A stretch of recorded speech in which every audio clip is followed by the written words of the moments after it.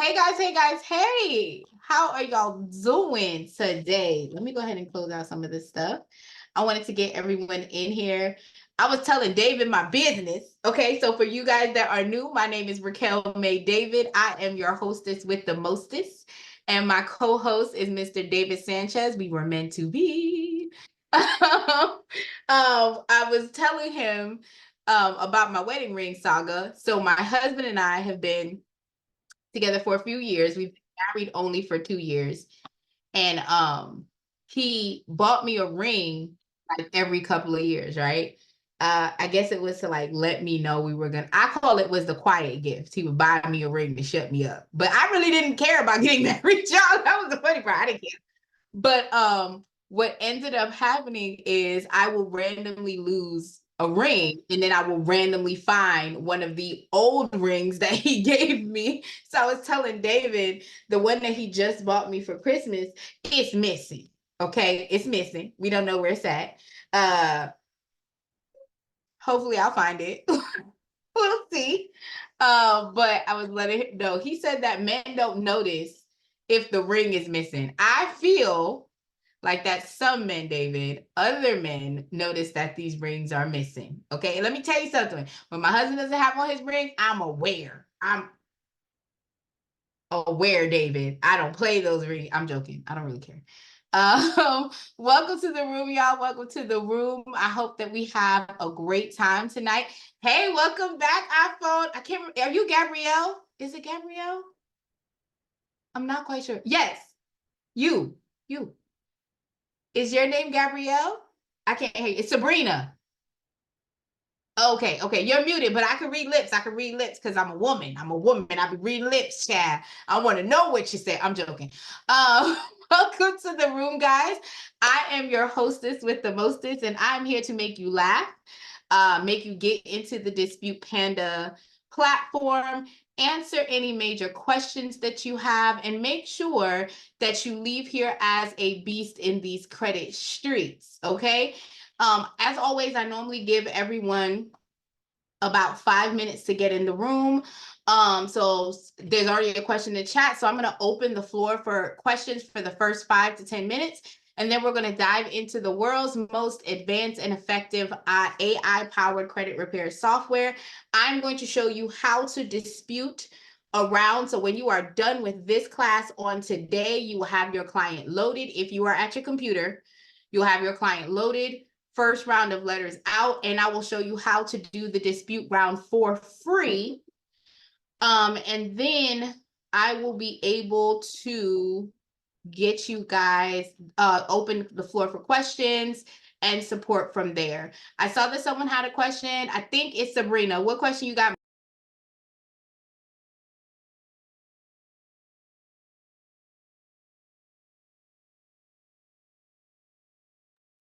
I'm sorry, you're still muted, my love. Okay, there you go. Okay. All right. So I got a paper from Equifax and this is what it said.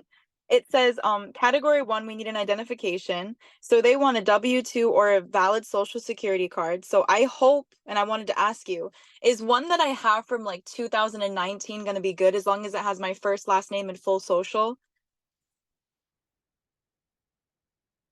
Oh, for some reason I can't hear you again. I can hear you now. My love. One of what? Are you talking about your W-2? Is there any way that I can show you the paper, like if I put video or something? Oh no, I understand what's on the paper. My question is, what are you at? Because I'm not clear. Are you talking about the W-2 or are you talking Yeah, about the Social W-2. Security card?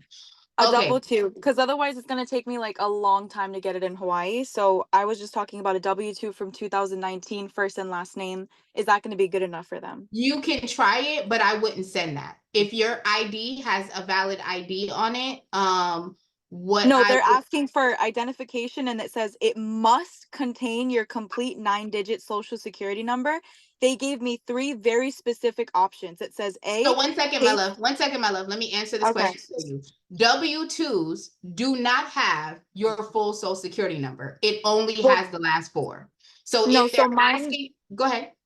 I have one with the full social on it from 2019. I looked The at it. prop It's The problem with that is that the year is out of date. If you want to try it and send it off, by all means, you can definitely try that But I platform. haven't worked since 2019, so I don't understand what else they would want from me. That's my full social. Like, it's not gonna, my social security is never gonna change, whether it was 2012 or now. So you think that's not gonna be good enough? I'm not saying that it's not going to be. I'm just answering the question in which you asked. So to answer the question in which you asked, because of the fact that the W-2 is outside of a 12-month window, I would normally not suggest to use it. Because think about the fact that the utility bill, we want that within a 90-day window, and the exception to that is a lease or a mortgage statement.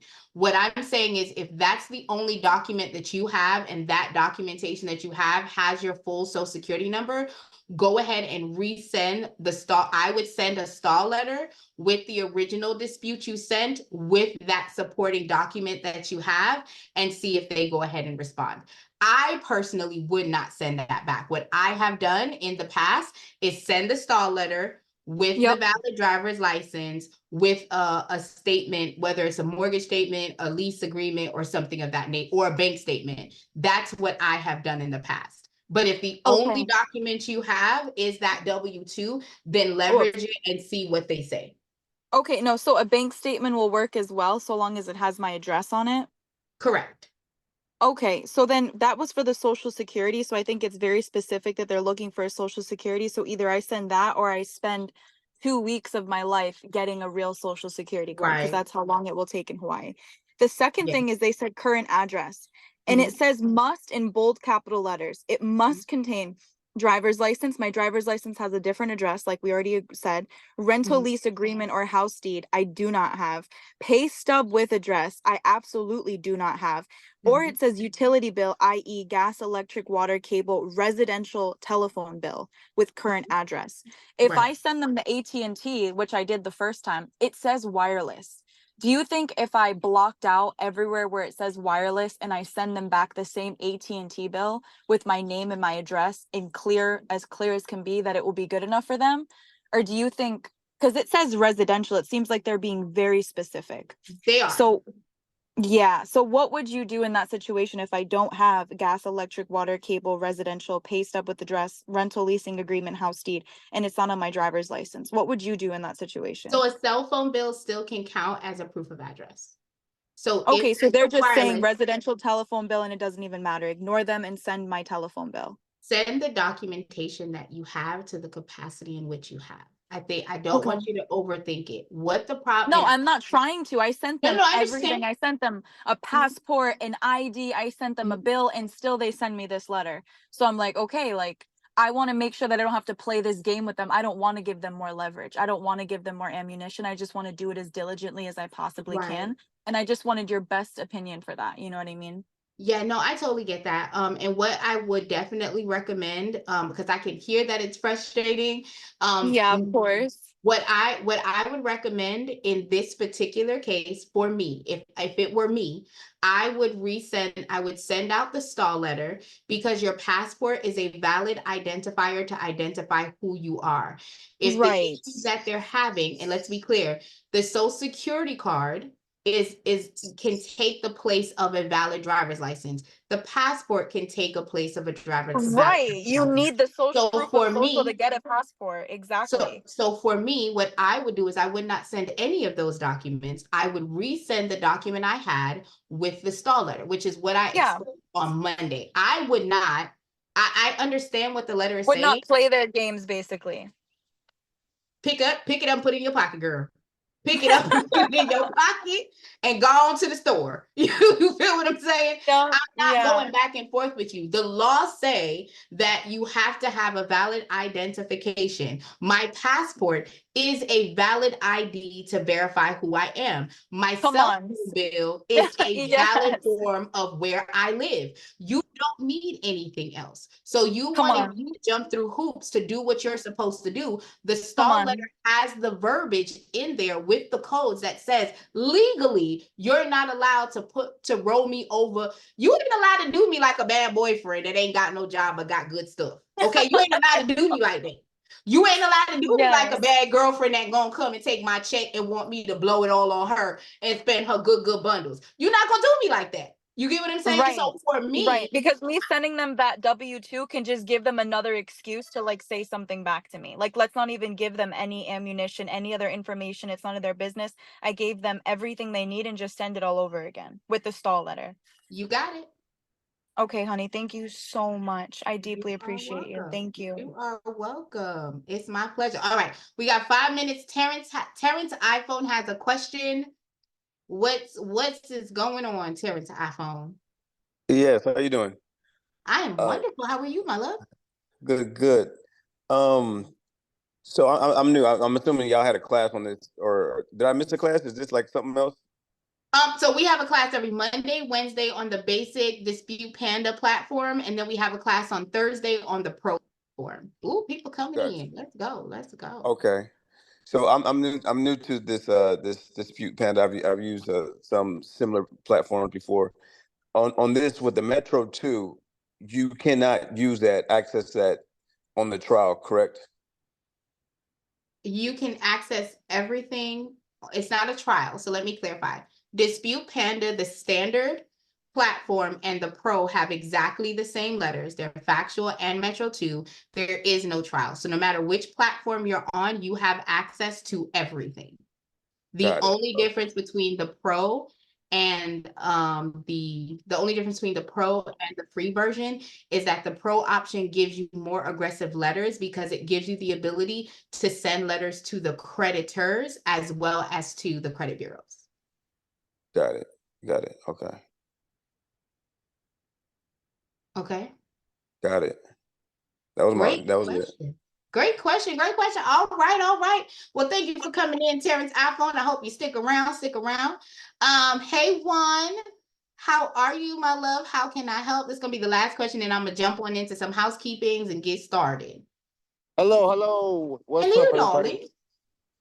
All right, so yeah, I was I haven't been on Panda for a while, Mm-hmm. but I was trying to go back to the smart credit and I was trying to use the ATML code, the simple Uh-huh. ATML code, and it didn't work. So when you say it didn't work, I want to make sure that we're clear. After you use the simple, so I can't show because I don't have a dummy client for smart credit, so I do apologize. But Okay. when you go into the software and you type in the simple question mark HTML, whatever, all that stuff, Yeah. you have to make sure that you've already done the view the source page already. So Yeah. if it did you do that? Yeah, I did that, and then I went by the slash, the where it says 3B or whatever slash, Uh-huh. and then that's Uh-huh. where I put the code, and then it switched up, and then I did control copy or whatever, Mm-hmm. and then I grabbed that code, and then I put paste on the where you put it usually, and then it said it's got an X and it's like format, not whatever improper format, but so yeah, and then I Uh-huh. was like, you know what? With the smart credit, since I'm a really affiliate with Credit Dino, I was thinking I was just gonna cancel my smart credit and then just go with them, but I'm not sure. So it's completely up to you. What I can advise is that because I'm not able to see it and it's private information, I don't want to put it on YouTube because I don't want, everyone to be able to see your stuff. What I will recommend is that when you're trying to do it, there is an app called Loom. I'm gonna drop it in the chat. I'm Um, very familiar with that.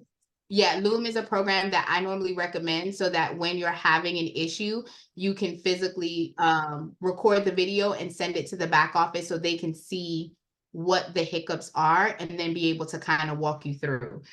Without being able to see where you are, I don't have good leverage to kind of correct the situation. Yeah, I think I was speaking to like a bot because it was like yeah, smart credit doesn't work.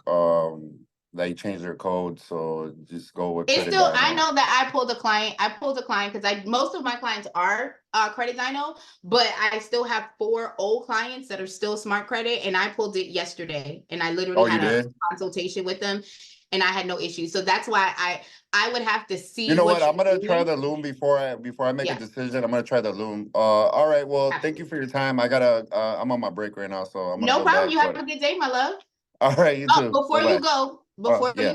before you go, let me say this really quickly because I want everyone in the room that's here right now, because I know we have 20 people and people might be dropping off. Saturday is the masterclass. The form is in the chat. We're going to be talking about Dispute Panda. We're going to be talking about settlements, evictions, bankruptcy, repos. We're going to be talking about how to stop the stall letters from happening. I'm going to be giving away free letters in the program. So if you guys are available on Saturday at 1 p.m. Central Standard Time, that's 2 p.m. Eastern, we are literally diving in a masterclass, and we're taking all of the knowledge from Dispute Panda to outside of Dispute Panda and making sure that you guys have an aggressive flow, especially for the newcomers that are here. So if you guys are new, I have the form in the chat, and right after you guys sign up, you get an email. Normally within 24 hours, within 20 minutes to 24 hours, you're going to get an email that literally gives you a free downloadable option right out the gate. So I want everyone to be able to not just understand the Dispute Panda platform, but a lot of the frustrations that I've heard over the class time since I've been training, I wanted to create a room where everyone could come in as a group, ask questions, and then get tips on how to address specific issues. All right. So if you have the ability, click the tab, save it on Count your me in. phone, go Count me back to in. work. Okay. All right. Thank you guys. Thank you. Thank you. All right. So we're going to get into it. Juan had an amazing question. I thank you. Thank you. Thank you. I like to shout out everyone that comes into the room.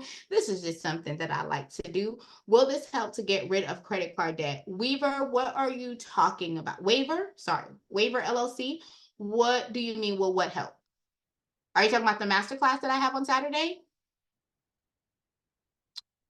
Yes, the masterclass is going to cover everything from how to handle settlement conversations, the breakdown of the FICO score in depth. It's going to also give you some free email sequences that's going to go out. So we're going to have like email sequences for you to have a full understanding of how the FICO score works. And we're going to be covering all of the debts. I have a question about a response from TransUnion when you have a chance. Go ahead, Latoya. Wait, let me give the shout out. I'll let you ask the question and then we're going to dive in. So Latoya is going to be the last one. Thank you, Juan. Thank you, Tony. I'm not quite sure who iPhone is. I don't know which iPhone that is. David is my co-host, so thank you for being here for me. I already said hi to Terrence. Thank you. Thank you. Hey, Dre. We have another iPhone user. Nan. I'm going to say Nan because I'm not quite sure what the whole thing is. Nan Nobel, maybe? Namisha, I think that's how you say that. Joanna, I'm not quite sure who the Zoom user is. Were you gonna say something, Nando Bell? There we go, Nando Bell. Nando Bell, I love it. Okay, I wanted to make sure I had it right. Thank you, my love. Waiver LLC, Winning Playbook. We have Kenneth. We have Latoya. We have another iPhone. We have Perry and Tone done pull back up in the building. So thank you guys for all of those that have pulled back up to sit and talk to us. Oh, Underdog Studios, my people. Shout out to you, boo. Welcome. All right. So Latoya said she had a quick question about TransUnion. What question do you have about the TransUnion response, my love? So they sent me a letter that was saying that they're not sure that the letters. So first off, when I went through Dispute Panda, I let them send the letters off for me. Okay, that's fine. And TransUnion is basically saying it looks suspicious. It says that it doesn't appear that you or a properly authorized third party sent the letters to them. Mhm. If that's something that you've dealt with before, how do you correct that?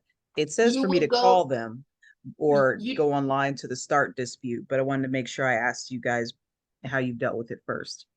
Great question. So that is the stall letter that you would use under the static flow. So if you have the pro feature, you would go into the attack.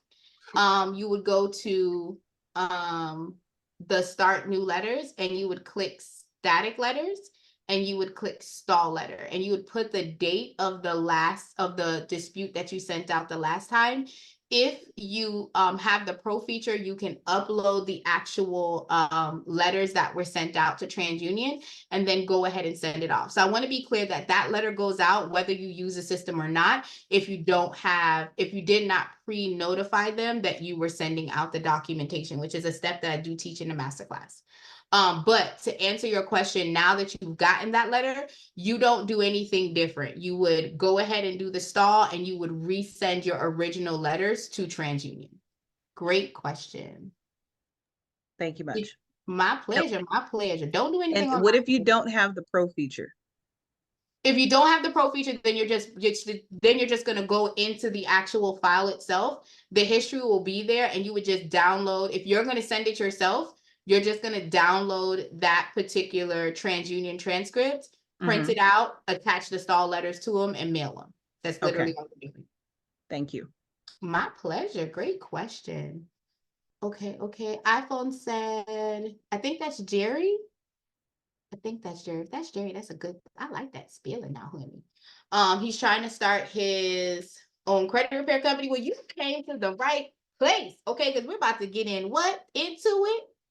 All right. So just to kind of walk you guys through, I love the open conversation in the beginning. I was telling y'all my business about losing my rings. Okay.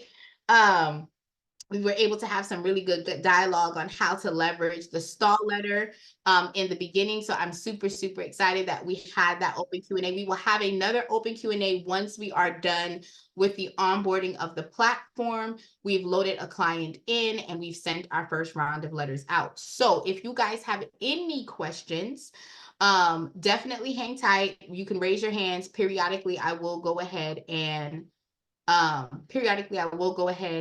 kind of pause so everyone has questions. All right, what's your question, Mr. Novella? How can I help? Hello?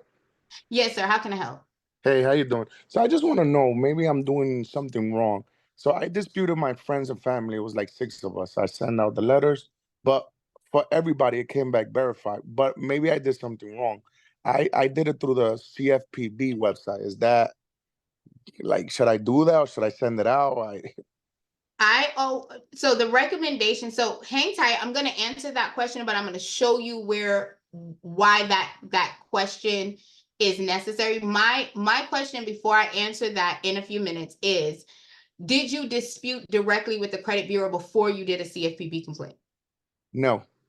Okay. So we're going to talk about the actual flow process that actually is going to get you results within the Panda system, so that you will actually be able to leverage this properly. Because if you're going straight to the CFPB, but you never did a dispute with the credit bureau, you are doing it out of sequence. Does that make sense?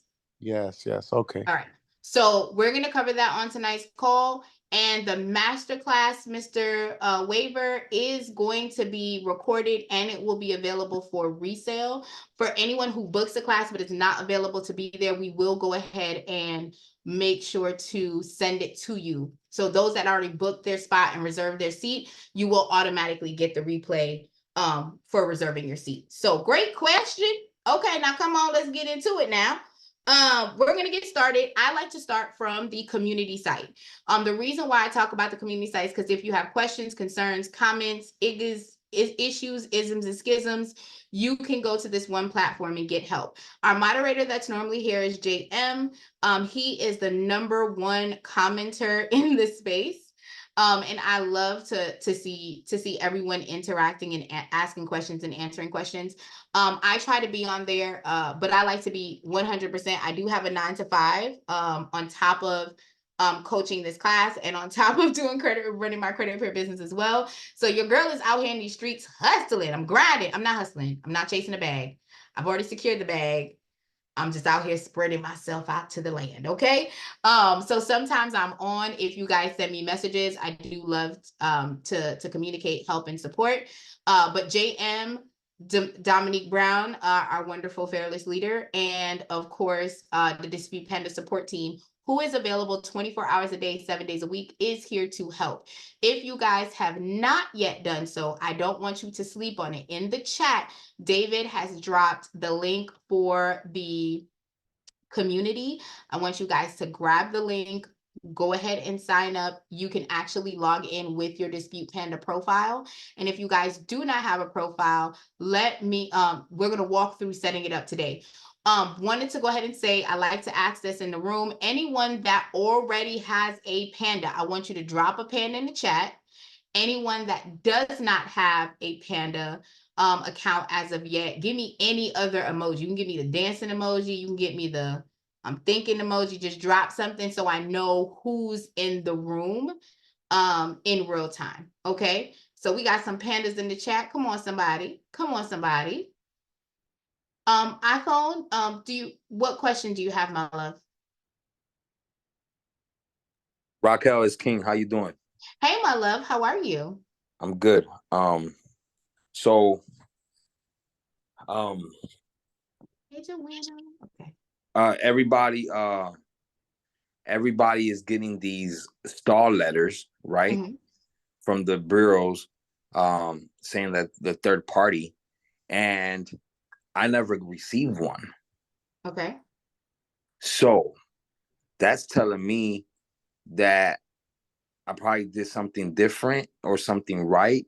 But the question is, why didn't I get that stall letter from them and everybody else did? What do you think about that? Everyone doesn't get a stall letter. So let me Okay. clarify. That is not an automatic grandfathered into the system. Many people get stall letters, right? There are clients that when I did not do my notification letter, their information went in and it went through. It's really based on the processor that is sitting here supporting. So sometimes they will look at the documentation and they will go ahead and move through.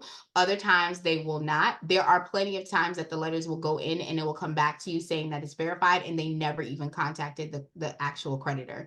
So it's just a process. The stall method is a tactic that is often used, but it's not a blanket statement that is used by everyone. Does that make sense? Sure. Yeah, and when I said everybody, I was just talking about so many people are coming in with that same feedback. But does it have to do with something maybe with the flow that I'm choosing to go with? Nope. It's No. literally just the system. Like literally, it's just whoever gets it on the back end. I'm gonna tell you the truth that I've used the red attack, and there has been times where when I used the old flow that we had, where I didn't get a stall letter for 1, 2, or 3, and all of a sudden in round 5, they're talking about we need to verify who you are. Really, sir? Got you. Is this really what you're doing? So it's not everyone or everything is different. iPhone said, can you share the strategy that you're using? So it's not, it does happen often. It doesn't always happen, however. It just depends. So it's possible that you get through round 1, 2, 3, and then they don't stall you out until 4 or 5. Got you. Right. And sometimes right out the gate, you send out round 1 and they're like, nope. You need to verify who you are. So it's not something to super be concerned about if you did not get a stall. Just be prepared. And what I like to tell everyone is while you're in the process, especially if you're helping your family and friends, be prepared. So now you know it didn't happen to you, but let's say you help your cousin and she has a stall, you already know where to go into the platform to go ahead and respond to that stall immediately without waiting. Because what happens a lot of times is people get that stall and then instead of replying to that stall, they move on to the next round and they get another stall. Why can't I, so on attack number 2 for round 2,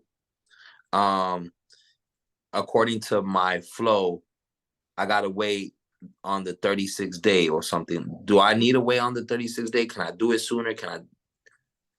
The state law says that you are required to give the credit bureau 30 days to process your letters. So theoretically, it takes 5 days for the letter to get from you to them. Of course, it can go faster, but roughly we're giving them a 5-day window. You then have to give them 30 days to process the request. If you send a letter before that time frame, you, according to the laws, you now have to give them an extra 15 days to process the original letters that you had. Got you. Great question. Great question. So yeah, that's why the flow is set the way that it is. So for me, I am a 45-day company because I allow 5 days for the letters to get there, 30 days for them to process, 5 days for it to get back. Once I pull the letter, I'm then having the conversation with my client. We try to do a Loom video, you know, all of the things, and then I send out the next round of dispute. So it's completely up to you, but at minimum, from when you send the letter, I normally recommend 5 days because it takes 5 to 7 days for regular standard letters to go out. Make sense? Got you. Awesome sauce. Great question. All right. Does it matter if we certify mail or not? I'm going to tell you that I don't certify mail. And when I was doing certified mail, I only did it round 3 and round 6. However, the flows that are in here with the red attack, if you're using the old school stuff, you are still following their guidelines. I personally, just because of my research and what I did before, I didn't send out any certified letters until round 3. However, the flow that we are going to show you, none of it requires it to be certified. So great questions. All right, so we're going to get started. We already covered the community, which I'm super stoked about. Now I'm going to go into the platform. I like to talk about money. I hope you like to talk about money. I like to talk about savings. All right, all right. So when we're talking about if you guys get any nuggets or any gems, or if there's anything in here in the training that was like, ooh, that was a nugget, I didn't know about that, you can go ahead and drop it in the chat. I love to know what your nuggets or your takeaways or something that you did not know before you got here, so that it helps the room kind of grow together. And that way you guys are not bored in the process, because although I am very loquacious, all right, we want to make sure everyone's engaged at the same time. All right, all right. Okay, so Dispute Panda is a 100% free pay-as-you-go platform. Normally, when it comes to credit monitoring softwares, you have to pay a monthly payment in order to gain access to the platform, okay? That is a requirement that you have to pay every single month. However, Dispute Panda said, no, we're not going to charge anyone, but every month that you come, or every 35 days that you come into the software, you do have to pay $17 for your round of attack per person. Okay. And that's for the $17 for per round of attack is whether you're on the free platform or if you're on the pro platform. We're going to go over, once we get in a little bit more detail, what you get with the pro, but I like to make sure that you guys know what the dollars and the coins add up to. Okay. Because your girl got 4 kids, 1, 2, 3, 4, and I like to save. Yes, I do. So that is the platform for the free. Now, if you guys upgrade to the pro is ideally for someone who wants to be more aggressive with their credit monitoring. If you are disputing for you, your family, and a bunch of y'all, okay, you can split the cost of what the $197 is. Go ahead and send your family the letters and let them go ahead and pay for the postage. That is how I have recommended a lot of my friends that come in under me to go ahead and be able to process, right? With the pro feature, you get the option for the creditor letters, which I love. You get the option to share the results. So you have like a really cute snapshot of what's been increased, how much dollar amount you have been able to delete, all of those things that you can share on your social media. So if you decide to take this from a hobby to a paid experience to a mastery, you have the ability to go ahead and do so. It also gives you like really cool integration. You also get connection to Zapier, where you can automatically link certain things, so you can tell one software to do something and automatically put it in Dispute Panda. It gives you a safe client portal, payment forms, contracts that you can go out, like amazing things. So I will show you a little bit more detail once we get into the platform site. The pro for the year version is $1,970. You get 2 months basically for free on that platform, and you are able to dip and do in the actual pro feature. So right now I'm going to scroll back up, and we are going to go into, I'm not going to cover the pro and the integration in the calculator. I will show you guys that once we get into the platform, because I like you guys to see what you guys get. And plus I have samples in there, right? the training tab, this is imperative. So I saw there were a couple of people in the chat that said, hey, I'm brand new to this, right? So if you are brand new to this, I want to go ahead and tell you that this is the onlyest software that not only gives you training videos on how to use the platform, we officially give you a guide on how you should start disputing that has a proven, tested method of attack for you to work. Okay, so if you go ahead and you click on this free download, it will, hang on one second, y'all. It will go ahead and open up to this amazing folder. What this folder is telling you, not only showing you what you should do, it's telling you how to dispute with the major credit bureaus. It's telling you how to dispute with the secondary bureaus that holds your information and feeds it into the credit bureau. It also tells you when and where you should file a CFPB complaint. Like the gentleman earlier, Mr. Nobella, I think he left. Is he here? Like Mr. Nobel asked. So if you are going through and you're like, hey, I don't know when I should do something, where I should go, how I should pivot, I want to be completely clear that the software is giving you the most aggressive and on up-to-date attack for you to be able to start as soon as you get the software, load your credit report in and start attacking, not yesterday, y'all, but today. Okay. So I want you to go ahead and make sure that the first thing you do at the top of the training bar, I want you to go ahead and open the video, y'all. Don't do that. Okay. And click the free download. This is going to give you the ability to be able to attack in real time right now with no reservations. Okay. Also, I am not here 24 hours a day. I wish I could be here with y'all. I love y'all so much. But if you have a question, like the gentleman earlier said, hey, I'm having a problem with importing with a different credit monitoring site. Let's be clear. The software works with Identity IQ, MyScore IQ, Smart Credit, and our preferred is Credit Dyno, because the Credit Dyno allows you to dispute your client's profile or your profile every 35 days for free. So you're not spending that $17. So now you can use that for postage. Okay.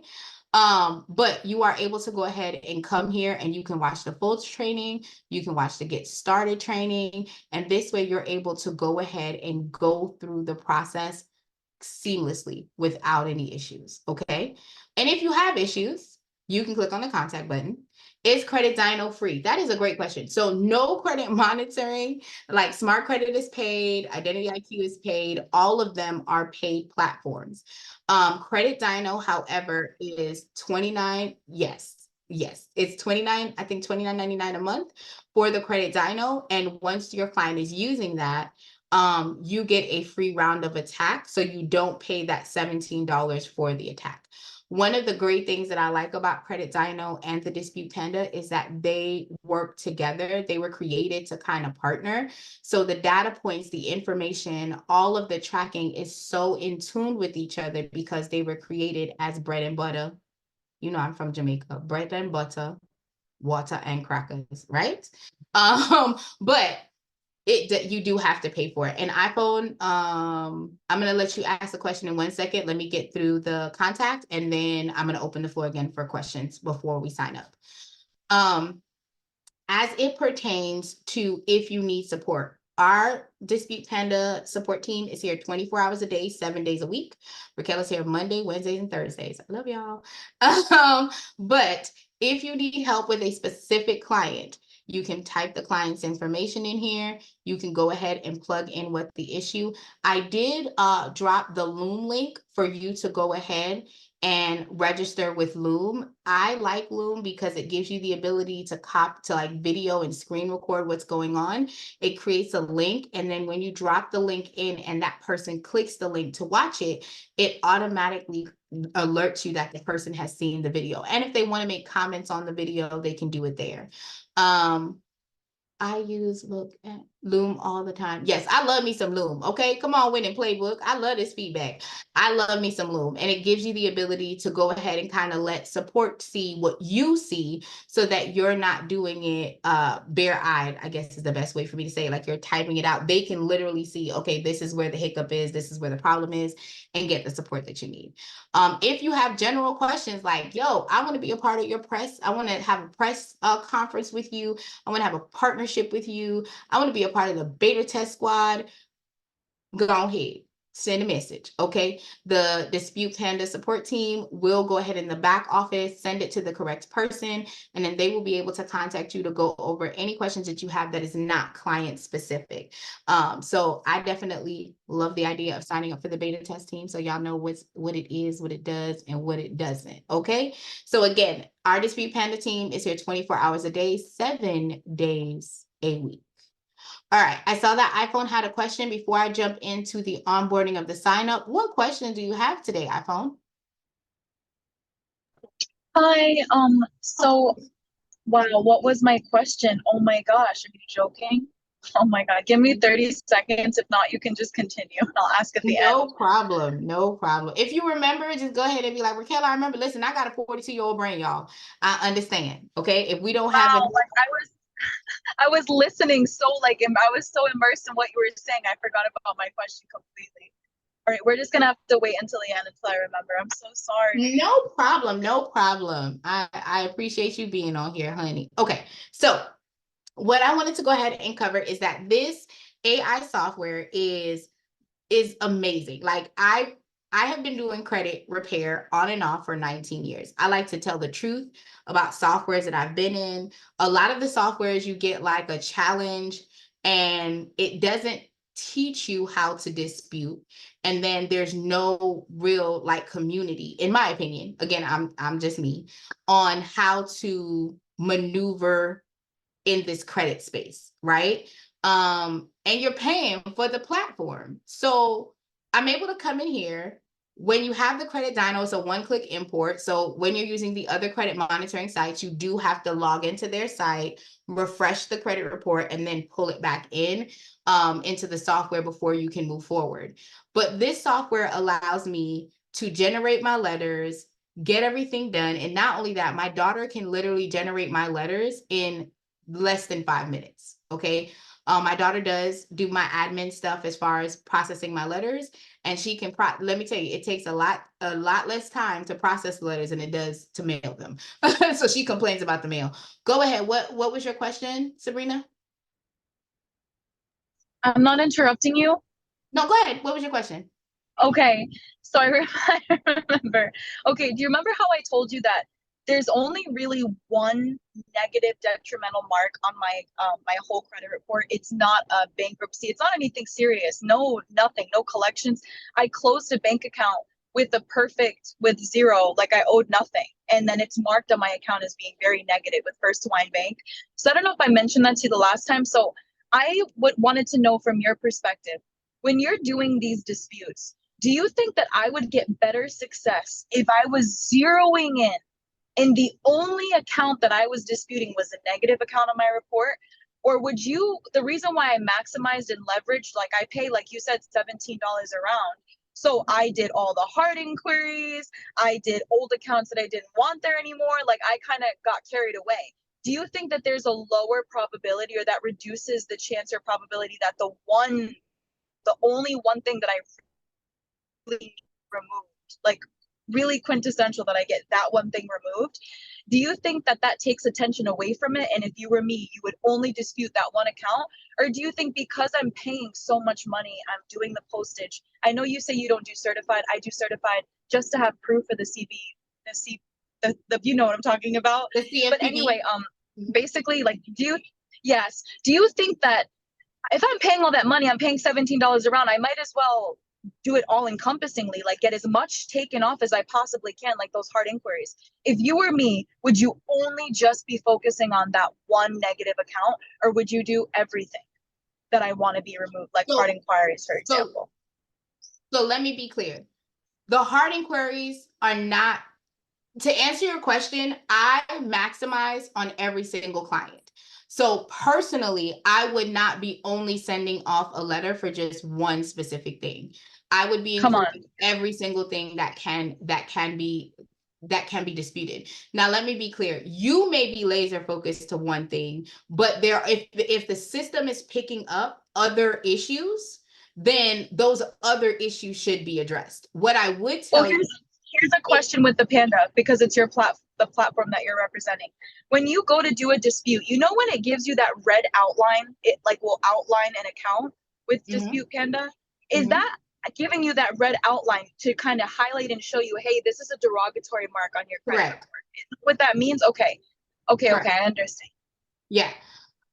So to answer your question, I am going to maximize whether I'm paying the $17 or I'm using the free option because my client is with Credit Dino. I am not leaving any stone unturned. What I Come will on. advise is that you do not have to do certified with the Dispute Panda if whether you're mailing out with the software or you're mailing it yourself, because the letter is proof enough for Okay. the process. So if you want to do certified, it's completely up to you. The method that we put into the software was to avoid you having to pay extra, especially since we noticed that a lot of people that were using the platform were not just CROs, which is credit repair organizations. It was also just individuals that were wanting to make the changes on their credit report. Great question. Okay. Thank you so much, honey. Thank My you. So I pleasure. did the right thing. I just started to get so anxious because like when you know, they're going back and forth with you, sometimes you get relented and you get discouraged. So then you're just like, you know what? Like, I'm scared. Like if I only can get one thing removed, it's just this one thing. But you're saying no, go full force, go all in. And that's it. And Be relentless. understand that it's a process. You did not, so in your particular case, you only have one that you're concerned about, but obviously the system has multiple that it's saying that within the last 24 months, this is impacting your FICO score, right? Because if it's outside But that that's the 24 month one reason window, why that's the one only reason why I keep getting denied by credit card companies, is specifically because of that one negative account. Whenever they give me the reasons why, it's always just that one account. And that's the only thing that was highlighted on the Panda, the right? Dispute Panda. Those hard inquiries weren't highlighted. Those are just, not like novelties, like you can add them, which I'm grateful you can. It should bring my credit score up when those get removed. So of course I included all that. I did exactly what you said. So thank you so much for making me feel so much better about it. My pleasure, my pleasure. So yeah, definitely leverage the software with what it has. I will tell you that my favorite platform, my favorite letter to use is the paralyzed touch attack. You do not use that until round 6. Just because of how the flow sequence rolls. So if you choose to integrate that into your flow, that is completely fine. But that is my number one letter that I love to use. And when I get to round 6, it be greasy. If y'all from up top, sorry. If y'all from New York, y'all know what I mean when I say greasy. Question in the chat was, do you pay $17 for credit even with the monthly plan? It is $17 for the letters to be generated unless you are using Credit Dino. So whether you have the free version or the paid version, the only way to waive that $17 is by using Credit Dino. Great questions. I love this. This is awesome.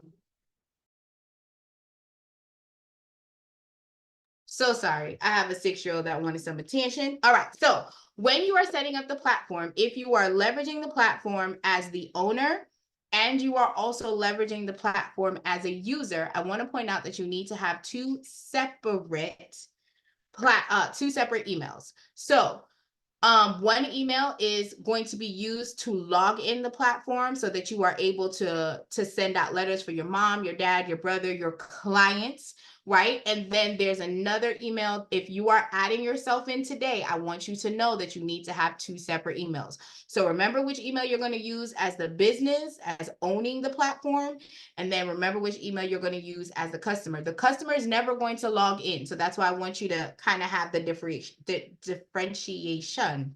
Yeah, I got to say it like that. All right.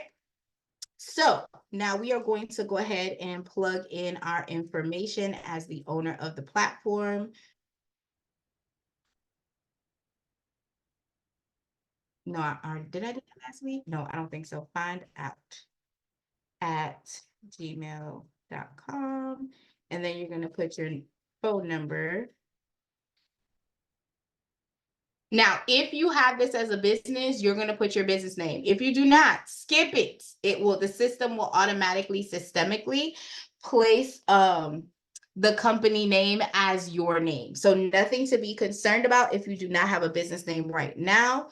Let me pull up my business. All right, all right.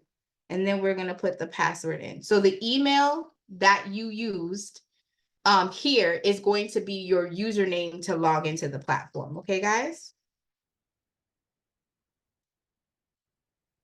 All right, so I like free things. Let's make sure we're clear. We understand what's going on. I like free 99. Okay, so I will sign up for any special promotions, offers, anything that can make me some passive quiet. I like that drip money. I will go ahead and sign up for it. Sorry about that. My phone keeps ringing and I have it on Do Not Disturb. So once you click sign up, it will automatically take you into the platform and you are able to go ahead and know how Panda expects you to do business, what you should expect from Panda, what Panda expects from you. I'm not going to review that tonight, but please, you guys, make sure that you read this so you know what's going on and how to dip and do. I'm going to go ahead and hit save. Now, this black bar that's up at the top is specifically because it wants you to verify your email address. I'm not going to do that at this time, but I'll still be able to roll through the programming. Let me move this out the way because I don't want to block anyone from seeing anything. To roll through the programming, but what I wanted to go ahead and do is show you guys the main dashboard. So when you guys first log in, the first thing that you see is this dashboard. It will show you your welcome and your name. Come on, somebody. The rounds, if you already have rounds that are due, any missing documents, and any birthdays for your clients, okay? If you want to upgrade to the Pro, you can do that now. It's $1 for 14 days. And then thereafter, it's $197 that you are billed. As I said earlier, you get client portal, you get payment forms, you get integration, you get one-click imports, you get shareable reports. And I'm going to show you some of those great teasers in a few. Because I like y'all to see that stuff. Okay.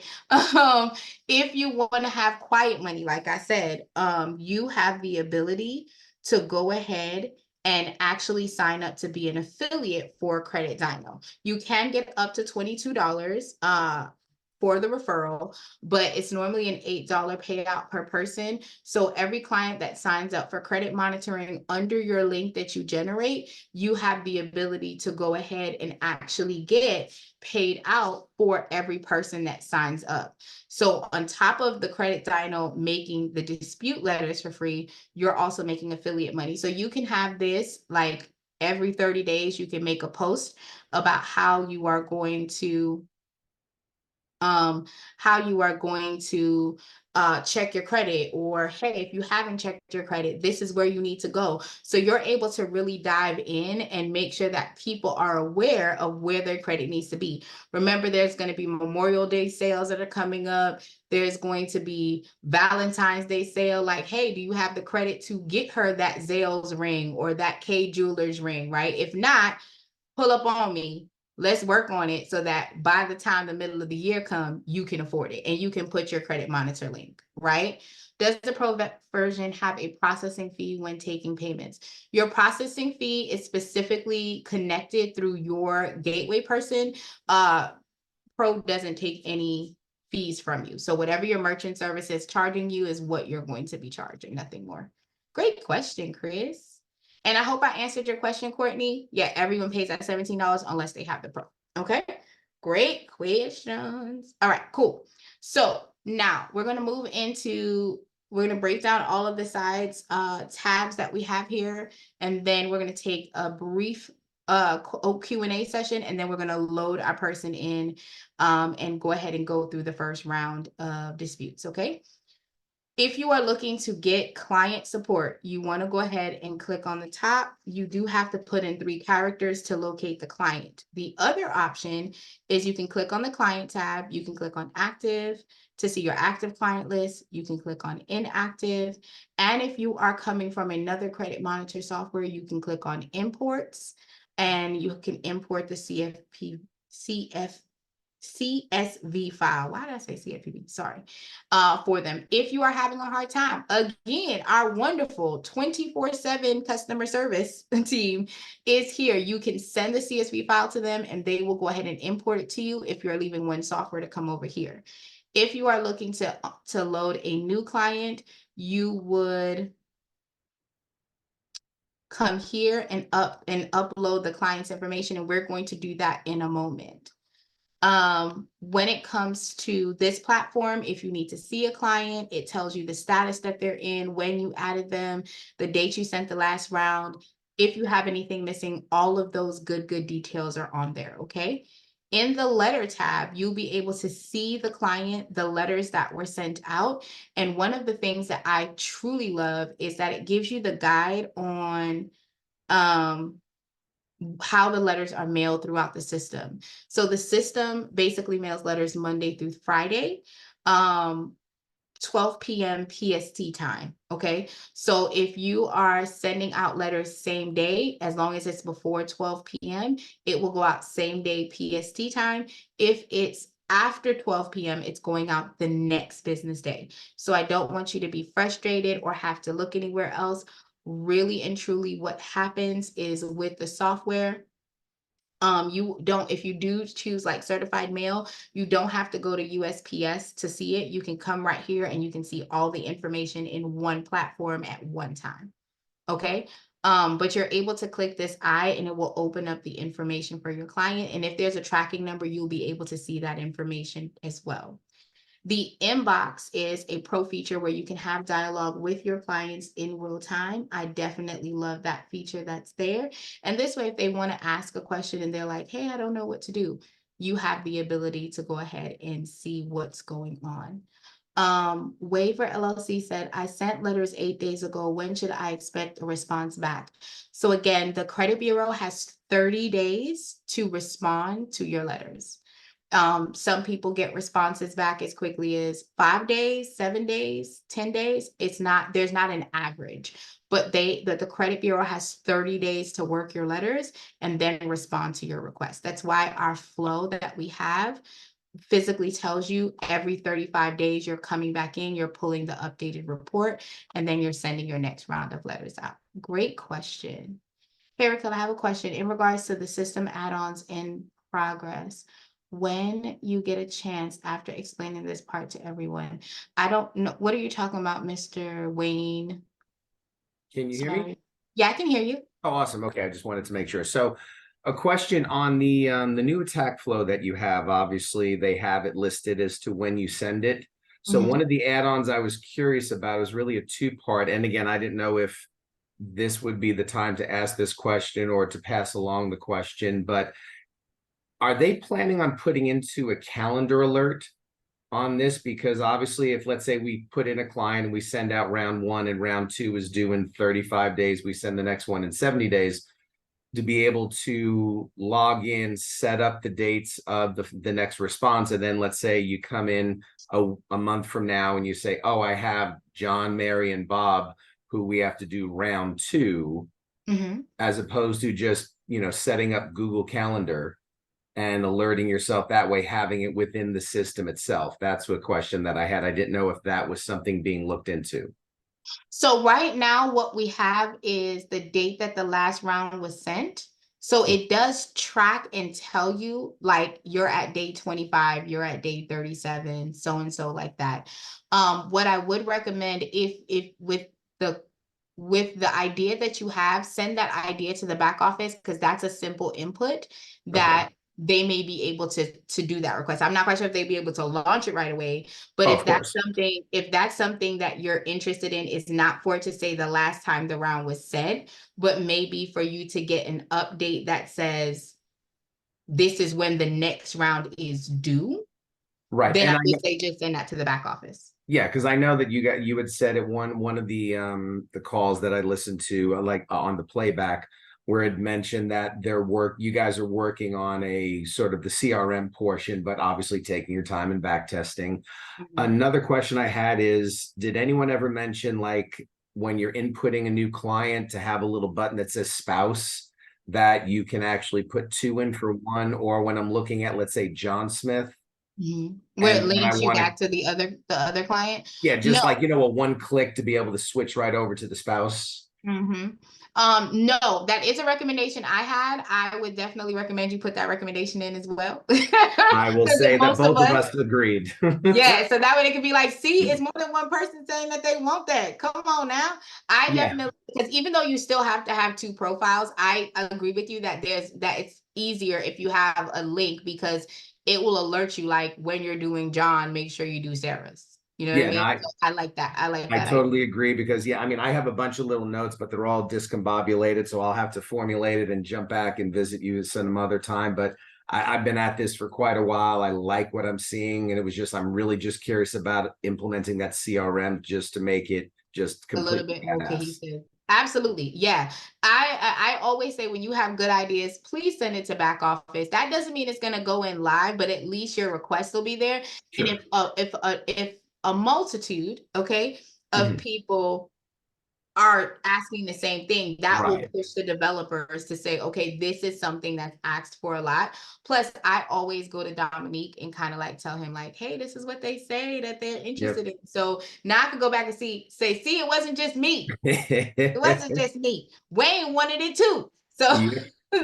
so And great. then my final one, and I'll let you get back to everything else, is I sent this to customer service to let the tech people know, but for the secondaries, advanced resolution, they actually changed their address to the They PO did. box. So I just anything, sent them that information. yeah, I told them that like a month ago, and I'm like, guys, other than going and converting it to PDF and changing, I just eliminate the address completely. Yeah. That is something that I found out last month as well. So I am being more careful, because it came back, and they're not allowing the forwarding to happen. Right. So because I have two different methods, and one of my methods, the letters come back to me as the company. And I got that back, and I was like, well, sugar darn, that means there's gonna be a bunch of people. Because I didn't know when it happened. So I'm glad you told me it was a month ago, because I had two clients that I got on a call with this month that said, oh, the letter got returned. And I said, was actually contemplating, and I know you had talked about this on one of the calls, and I liked, and I'm of the same thought process. But did you ever think of sending the personal information, you know, the PI attack, to the secondary bureaus first? I do that. That's my method. So on my masterclass on Saturday, that's how I'm going to be teaching, is I always send the personal information first. And I use including secondary bureaus. I send it to everyone first. Okay, so just my double checking. first day is my putting the credit bureau on notice, day one. And I'm letting them know, this is my only address, this is my only name, this is my only whatever, before I even do the first round of disputes with, because I was in a different software. I'm not gonna mention their name. Okay. But I was in a couple of different softwares, and with doing this, as long as I've been doing it, for me, when I send that personal information letter out, I never get stall letters back, ever. That's just something that I've never had to worry about. But it was because I shifted the narrative, and the very first letter I sent out was, I want you to know that none of these addresses are mine. And with the personal letter that I generate, that I send out, it literally has the verbiage that says, I want the report, because the issue is, we're disputing with them, and I want to make sure that the accounts that I'm selecting are actually with them. Right.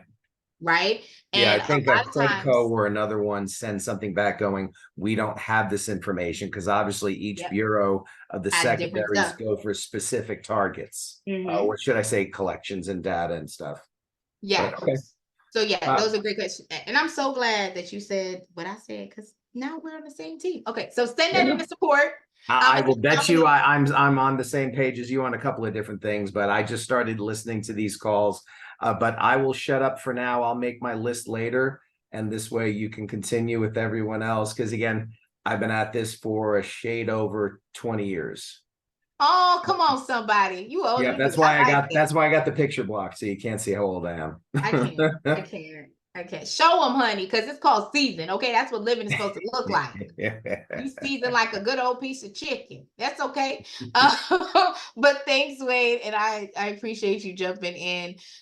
So there was a question in the chat from Waiver LLC that says, "Is round two just a response to what the creditor said?" So in theory, it is not just a response. So just like round one was a letter saying, "Hey, I need you to remove this. This is what's incorrect. This is what's out of date. This is what's in error."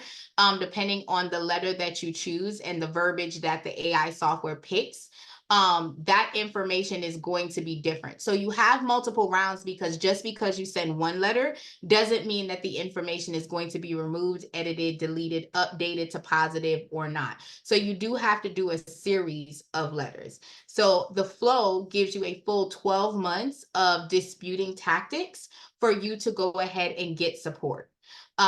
In the masterclass, what we're going to talk about is what's going to happen after you've done the 12 rounds, or if you're at round 6, or if you have a client that you know that this debt is theirs and we need to have a settlement conversation, what does that look like? So that's what we're going to cover in Saturday's class. So I hope to see you guys there. But to answer your question, one round is not enough to get the resolution that you're looking for. I hope that makes sense.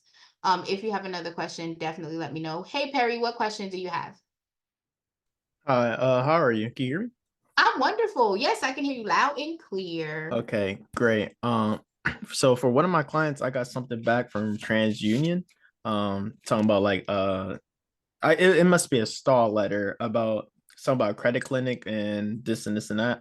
I was wondering what should be the next step. I know I probably should send the stall letters and the static, but I just wanted to know from you, what would you have done?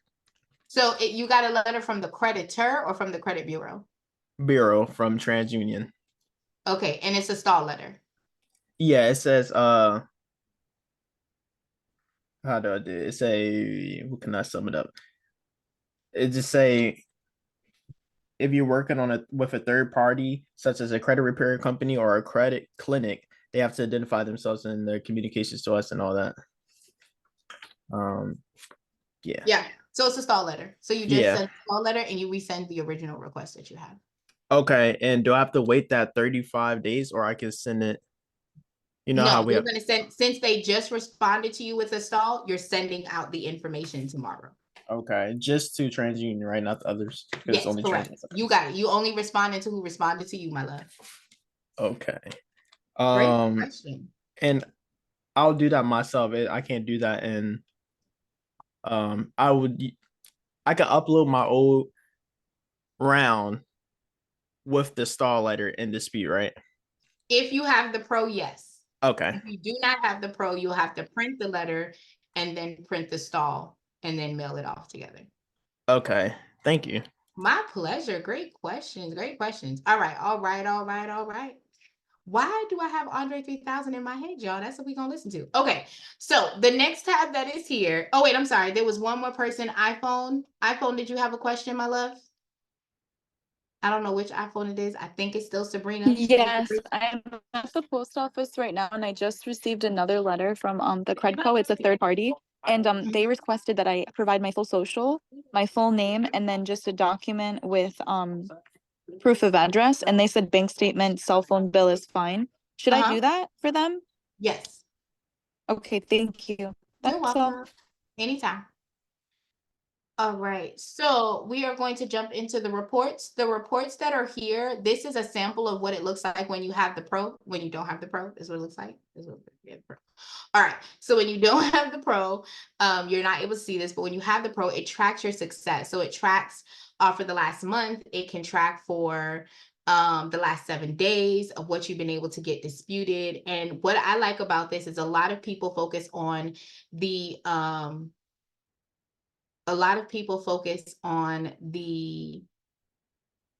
increases. I like to focus on the total deletions and the dollar amounts, because sometimes the increase has to be different based on your client's behavior, because credit repair is a 2-step process. You're doing the salsa over here with me, and you're doing the reggaeton over here with them. Okay, it's two different things that we're doing, and we have to be able to navigate the waters properly. And we're going to cover some of them today. Chris asks, where can we watch the Saturday class if we can't make it? If you can't make it, but you pay for the spot, you will get the replay sent to you automatically. If not, the replay will go ahead and be an option for purchase once the site is fully up, because I always say I'm gonna do stuff and then I do it. So give me a second. We're working on the site now. Coach Raquel's site is loading. Okay. But it will be there for repurchase. And then I am going to hold a class every month so that all the new people that come in, or if you have additional questions, you can definitely ask. When it comes to the reports that are there, you can also use that same report and send it on the corporate level, or you can go into the client level and actually get this update. And you can also use this as content on your social media. So I don't want you to feel like you don't have the ability to get in, grind out, and collect clients, even if you're starting on the low end, or if you're using this platform as a DIY where they pay you, let's say $60, you generate the letters, and then you send it to them, and then they mail the letters out, right? There's a way for you to market and get people's buy-in. You just got to find the right tools to cultivate your ideal client. All right. Tony said he has a question. Hey, Tony has done it again. Hey, what's Hey, up? what's going on? Okay, so I'm not sure if you answered this already. I might have missed it, but I heard you talking about addresses. So I called in to try and get an address removed to Experian, and they told me that it was linked to a creditor that they couldn't remove it. And I couldn't. I went through, I think, Identity IQ to get my original report, and I didn't see any addresses listed for each individual account. Then he told me that they would send me out my credit report, which they did, and I still don't see the addresses. It does not show. Correct. So how do I find out? How do I find out what the address is it's linked to, so that I can get it removed, or what steps do I take? So number one, you need to make sure that you're sending out. So for me, again, I personally say that I don't call them, because I'm not having a discussion. We're not having a debate. Okay. I don't call them. So I do send out the letters. The letters that are generated have the personal information that says this is the address that I'm using. But that letter also has to go to the secondary bureaus. The last time you came, I don't believe you had sent letters to the secondary bureaus. Is that correct? Correct. Okay. So I feel like there's a better leverage for you once you get those static letters out to the secondary bureaus as well, because the secondary bureaus have the Chase did such and such, and it was attached to this address. Once the secondary bureau removes that address, they're not removing the account. They're just removing that address. You have a better opportunity for the credit bureau to then remove the address. Okay. Does that make sense? Okay. So that's why it's important that you tackle both areas and not just one. Okay. Got it? Thank you. Yes, my pleasure. But yeah, they don't show you on your report who it's connected to. I did have one report. I don't even know who they were, but I did have one report that specifically told me. But when you're on Credit Dyno and you're doing the secondary bureaus, any accounts that are listed with those secondary bureaus because of the data points will show up with that specific secondary bureau, if I'm making sense. So if you're using Credit Dyno, you will have a streamline that it will only take. So if Navy Federal account is only showing up with LexisNexis and ARS, right? Then that account will automatically show on that letter. There's not anything extra that you have to do. Okay. Right. But so as far as addresses, they're not going to tell you. It's not showing on the report. Don't call them, child. They tripping. Okay. Look, they tripping. So last question then. What is, maybe it's irrelevant, but what is the address ID number then that's on the credit profiles? Like each one of my accounts has an address ID number, but they the same on my actual credit report. Do you know what that is? Or so when it says, okay, so what document are you looking at that is asking for the address ID number? Well, I'm looking at my Experian credit report right now, and it's not really asking for the ID number, address ID number. When I called, which you said don't do now, but I did call it, and they told me asked that's what I need to go off of. They asked for that. And it's not showing. so So that is not something on your level that you see as the okay. consumer. Okay. That is not something that you see. Okay. However, I have seen it on the free. I think I've seen it because I used to work for the real estate. I used to work at a bank. So I know that on the bank back end, we are able to see those IDs.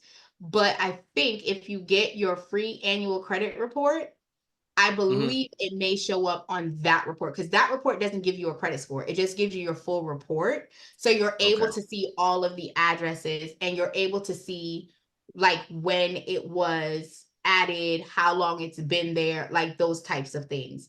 So Okay, I I would got say that in the way. wanting to deep dive down that rabbit hole. Okay. Okay. Okay, cool. Make sense? Thank you. Yeah, I got the free credit report on the way right now, so I appreciate All that. right. See, there we go. And then if you have additional questions, go ahead and book a call, child. I'll help you. I'll help you out a little bit. Just All right. Tony, because I like you. You showed up 2 times. Look at you. And you got I saw that you left Appreciate it. and I was talking some real good stuff. I'm joking. I wasn't talking about nothing. Just go. I was look, I was talking about the same stuff every day. No problem. All right. I'll see you later. I'll be back. No problem.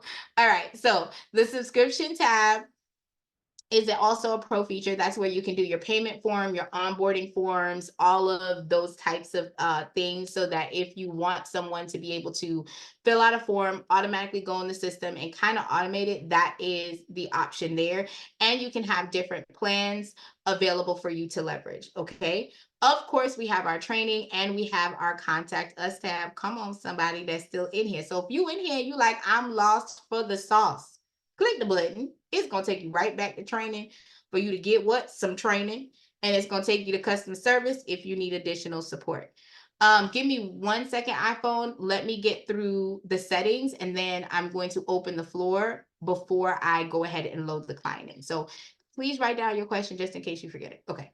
So I'm going to start from the top with the profile. So the profile link gives you the ability to go ahead and put in your information. This is all the information you had when you originally signed up for the account. So when you officially came into the account, you signed up, your email, your phone number, all of the things. If you go to the pro, you can put your little picture in there. Okay. Because I got a good picture, y'all, with my good wig on, my good first lady wig on, with me just acting like I'm so happy to talk to the people. That's the picture because I want them to think I'm friendly. Okay. So you got to make sure you got a friendly picture just in case. This is just Brandon 101. Make sure you got a friendly picture in here for the people that's in the back of the church that's going to be worshiping with you. Okay. And then if you are an organization and you want to go ahead and you have your logo, you have team members, you're able to kind of segment it out. So on the organization, on the overview, you can put your business logo. If you do not have one, my love, do not worry about it. If you decide to turn this from just a hobby to your paid talent and your mastery, you can come into the software, plug the information in, and you are good to go. It also gives you room for your service agreement. If you have team members like myself, I have my daughter who works the business, who, by the way, she ain't even home, y'all. Y'all know how she acting grown ever since that day. She been acting grown, just sitting here, not coming home. Okay, so she's in wrestling today. So I'm just looking at the phone, like tracking her location because she out in these streets. Okay. But the team member platform is where you can add additional people. And instead of giving them your login information, you can legit just click on the button and you're able to give them their own username and password. So that way they don't have admin capability. They cannot kick you out of the platform. All they can do is log in and see the clients and dip and do. Okay. With the client support. When it comes to the affiliate link, you can turn off these affiliate links. And if you only use Credit Dyno and Identity IQ, you can have your monies come in, again, quiet money coming in. If you only use Credit Dyno, when they log in, this is for the pro feature. Once they log into the pro feature, it will automatically have the credit monitoring information available for them to go ahead and get everything that they need. Okay. You can choose to keep them all on if you have multiple affiliate links. Again, for me, I like to cut down my overhead. I don't have to take $17 out of my client's monthly payment to pay for anything. So that makes me feel lovely. All right, darling. if you have the dispute now, for Wayne, one of the things that I was thinking about asking Dominique about was them putting in we have the bureau addresses here so we can make edits, but I was thinking it was a good idea for them to put the secondary bureaus addresses in here so that we'd be able to edit it as well so that it's not left on back office. So when those things like that happen, we would be able to come in here, edit the address and say, oh no, it's a new PO box, and save the changes so that all of our letters now print out with that new information. I am going to bring that to the table because as I'm speaking to you today, I'm thinking that is a simple fix, right?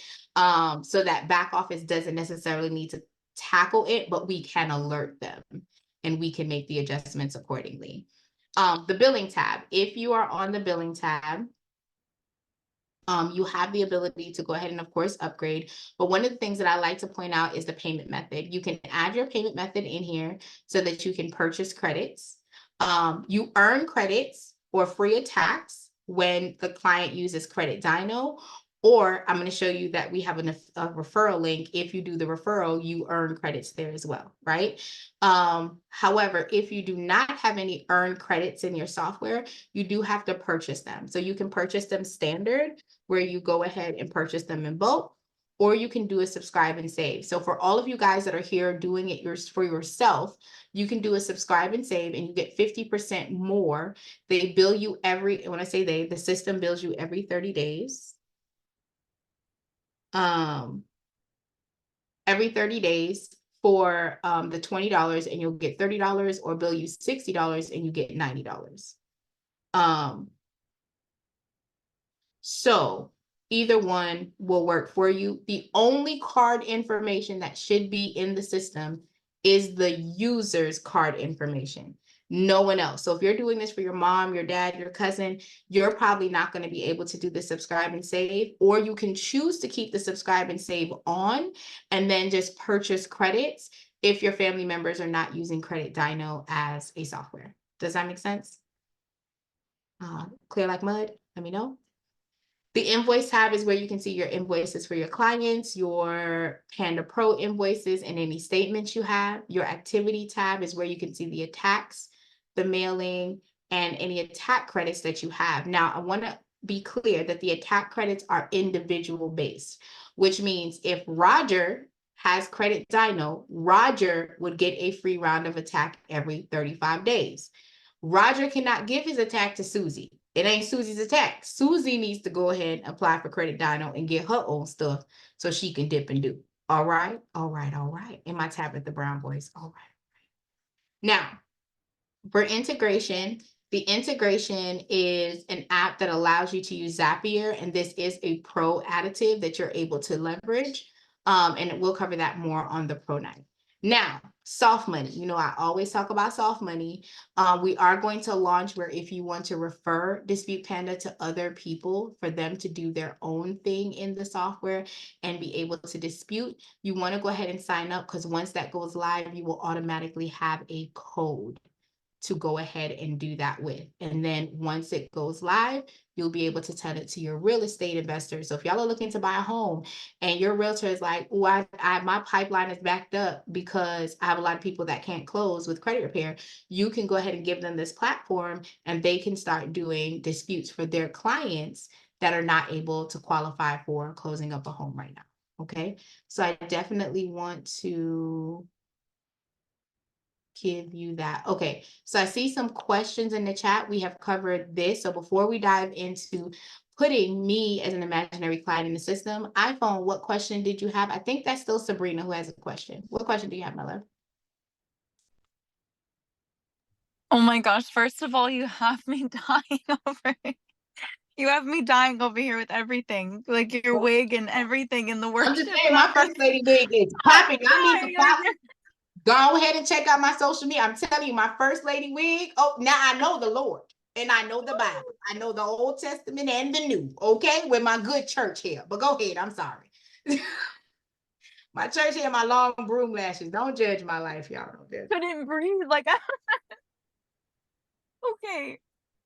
Okay, I wrote it down so I didn't forget. Cool.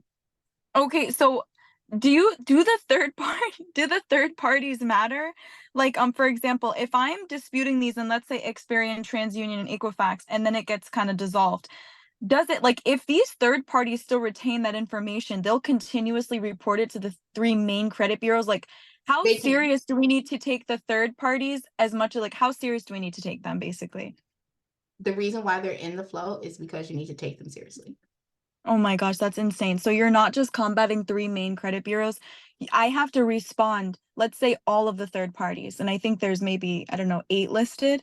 I have to There's 8 respond to all of listed, but them. in the class, we're going to go over there's over 17, I believe, that have repos. We're going to go over the ones that handle eviction. We're going to go over the ones that handle, I said evictions, repos, housing. If I have none of that, do I need to be concerned? Like, if I just have If you one don't have any account of that I that, closed? then I wouldn't be concerned, but if you have a negative account that is showing on the credit bureau, on the profile, my suggestion is the ones that are listed in the platform are the most aggressive and the most well-known that multiple creditors are using. Understand that LexisNexis is big brother in the sky. LexisNexis holds your clue report, your driving report. LexisNexis knows if you've been arrested.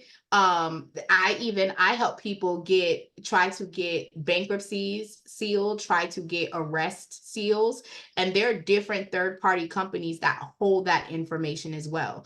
So these are the major companies that you don't want to walk away from, because 9 times out of 10, they have your information there. Okay. So Okay, if you're so we asking just how respond to aggressive, LexisNexis and just keep so that they'll like, do you think the process of them removing this negative information is easier or harder or moderate, just as severe as the three main credit bureaus?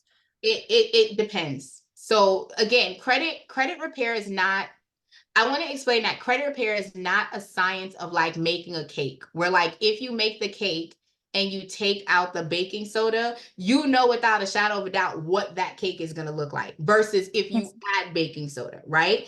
This is us trying to leverage the laws on our behalf to get negative errors off of our profile. So I want to be clear, credit repair doesn't mean that I have never removed an account from a credit report that did not have an error on it.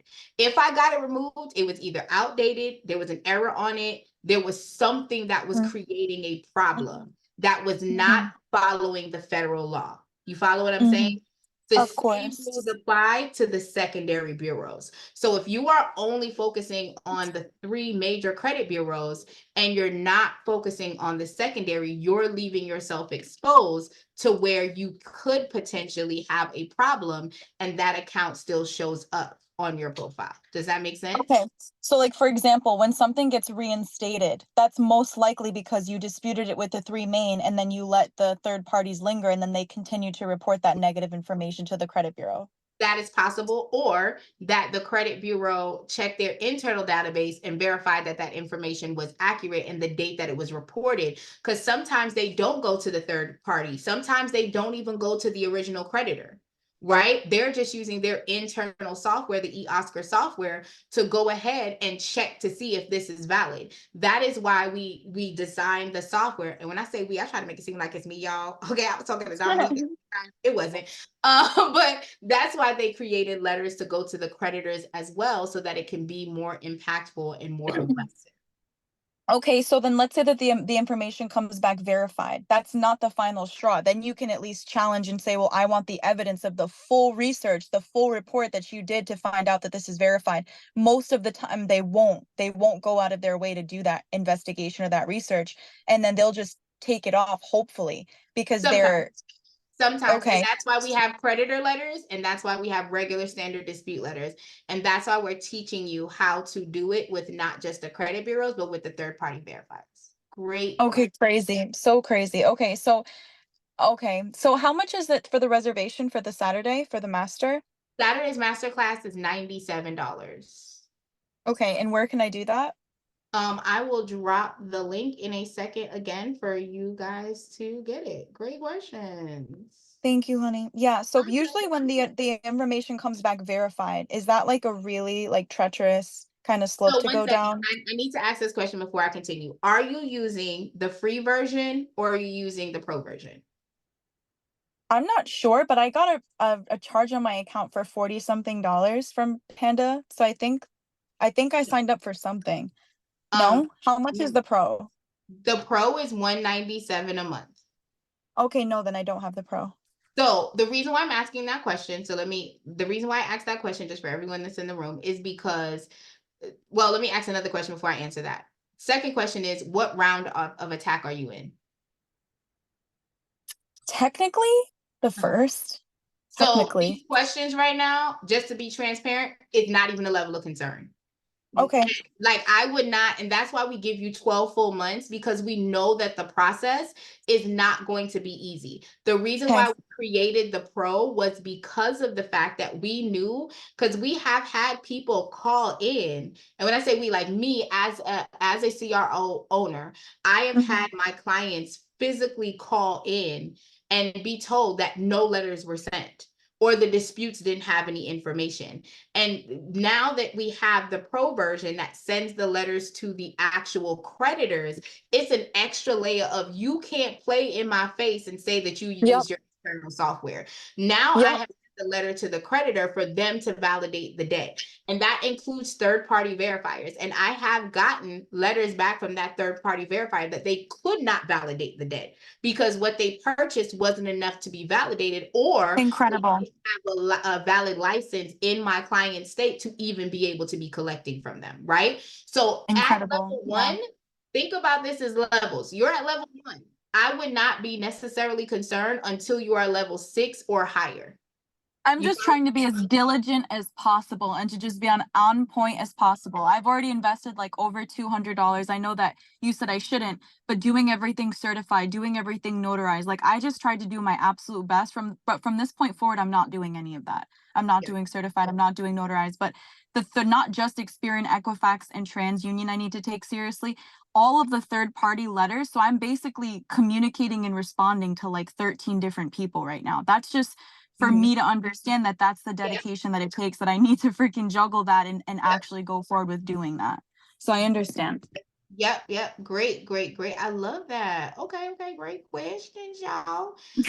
So sweet. I always think about, when I think about my clients, I'm David, and the credit bureaus and the secondary bureaus are Goliath, okay? And I got the right rock on the right day to go ahead and knock them out. But again, it might take, and I've had clients that okay. I have clients who have been with me and they didn't get the result that they wanted until 18 months. And it wasn't because of the letters, because again, it's a partnership. So great questions, guys. I'm going to tie in some of the partnership conversation in a moment. You said 18 months? 18? Yeah, I've had a person that's been with me for 18 months. I had someone who was with me for 2 years. Because their goals were different. And every time that they were securing something, and they may have gotten funding or they may have gotten what they needed, they wanted to go back over and get certain things deleted for the things that were added on, right? So it's a process. So ideally, my clients are with me for 6 to no more than 12 months, but I have had clients with me for 24 months because their goals were different. So the first conversation that I have with my client is, what is the goal, so that we can then maneuver through there. So I love that. Great question, guys. Okay. Zoom user says, how do you save your new client myself after I have started the process, added the info, but need to close out and come back later? Okay. Asked because I started. So once you save the client in and you've plugged in the information, it auto saves. So there's absolutely nothing that you have to do. The system will save it as long as you click this save button for the client. And if you're in the back system where you've uploaded the ID and the social security card or whatever, it saves as well. So there's nothing. Would you mind? Okay. Yeah. I'm the, excuse me. I'm the person that asked that question. First and foremost, thank you for all of this that you're doing, your continuous hard work. I know you're a mother, and you also, you're juggling. So that's right. well, Kiki voice, I'm a mother. Yeah, as we would say in Belize, man, much respect to you, Queen. Right. Thank So you. I only asking because I started the process yesterday, last Mhm. night, and then I just put in all of my information, put in everything, the social security card, driver's license, everything. And then I needed to shut down. Mhm. Went back into it this evening, and Mhm. everything was gone. And Mm. I'm like, wow. So I have to add it in again. So I was just wondering, like, okay, when you add in yourself or a client, is it that you have to go through the full process, or could you stop at a certain point and come back? But you said that it should auto save. Mm-hmm. I have added, so my daughter, again, she works with me. There are clients that I have consultation with, and I print out the consultation form for her to add them into Dispute Panda because I have a different email software. So the way that I Okay. have it set up is once they get added into Dispute Panda by her, Yeah. they automatically go into my email sequence, right? Okay. So when I put the client's name here and I hit save and I go into the next office, even if all I put in is the credit monitoring information, or if I put in the Yes. ID, it normally saves. So if that Wow. happens again, Okay. and it should not, but if it, because I'm going to actually show you guys here, but if it does happen again, I would tell you to do the Loom video, save the information so Okay. that, and send it over to back office so that they know that there's a glitch. JM is not Gotcha. here tonight, but I like I said, I've been using this platform since last year, and I've Yeah. never had that glitch happen before. I have had it where the IDs like a month or two later, like it gets fuzzy and I have to reinsert them, but I've never had Yes. it where it doesn't save the information. So when Wow. I get to the next screen, just keep watching and let me know if you did what I did. Cause yeah, once you log out and log back in, you should be fine. And I'll log out and log back in after I Okay. update the thing so we can see if it's happening tonight. That way I can Okay. take it to the back office in real time. Okay. And other than that, keep doing your thing, baby. Well, thank you. Come on, church. Come on, church. And if y'all have learned some nuggets, drop it in the chat. I need to know what Yes, you didn't nuggets, nuggets. know before you guys got here. Because you know I like to talk a lot. Okay, so it's 9:36. Okay, come on. Thank you. So any other questions, Zoom user? No. That's it. That's it. That's it. Keep doing your thing. No problem. And I do have a one-on-one link. I will go ahead and drop it if you guys want to book one-on-one. And I will redrop the form for Saturday's class. So super excited. All right. So Underdog Studios. I'm so thankful that he came back with his name. I love this name. Okay. I took 33K car auto loan off my Experian. Come on, somebody. Come on, somebody. It's okay. Keep sending the letters. Don't. If you get one win, I need you to post that win. Okay. I need you to go into Canva. It's free 99 and let them know that you done got 33K off of your credit report. That done lowered your debt, your DTI in real time. Send the next round out. Don't let it stop. Okay. I love this. What should you do now? Send the next round. Definitely send the next round. Yes, that is a tactic. Nashima is correct. I have sent the letters before to the other credit bureaus that shows that that particular item was taken off. There is a specific verbiage that you want to use, but it will go ahead and allow them to go ahead and remove that account because it was already removed from one creditor. That is such a great option. But don't forget to still follow your flow. Like you still want to send your next round of letters out, but I would create that letter. And I love that Miss, is it Namisha? Namisha. If I'm saying it wrong, please forgive me, honey. I don't like to butcher nobody's name. If we convert to the pro, will it pull the past results to display from the existing client? Chris, I'm not quite sure what you mean by that. You want to come off of mute?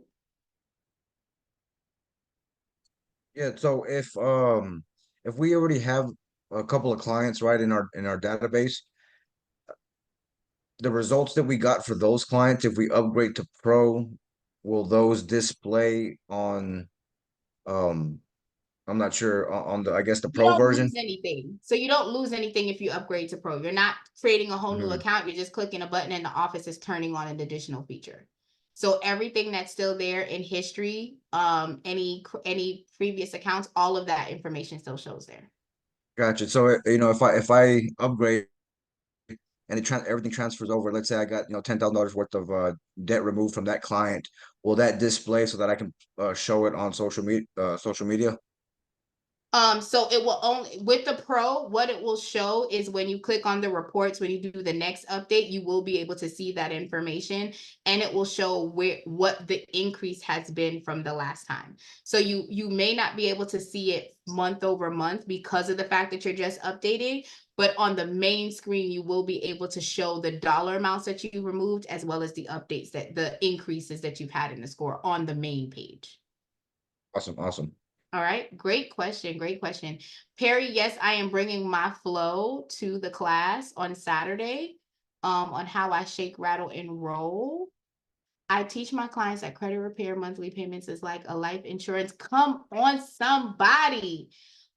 Those with big money goals need monthly services to keep the big money rolling in without hiccups. People without these goals can use the services. Without these goals can use the services for for a minimum of 6 months. I agree. I think that when you have a clear I think when you have a clear idea of what the outcome is, and credit is up and down. I'm gonna tell y'all, I'm actually gonna post this on my social media. I had a conversation with one of my callers, husband and wife, that we meet every month. We have the same conversations. They have the same emails.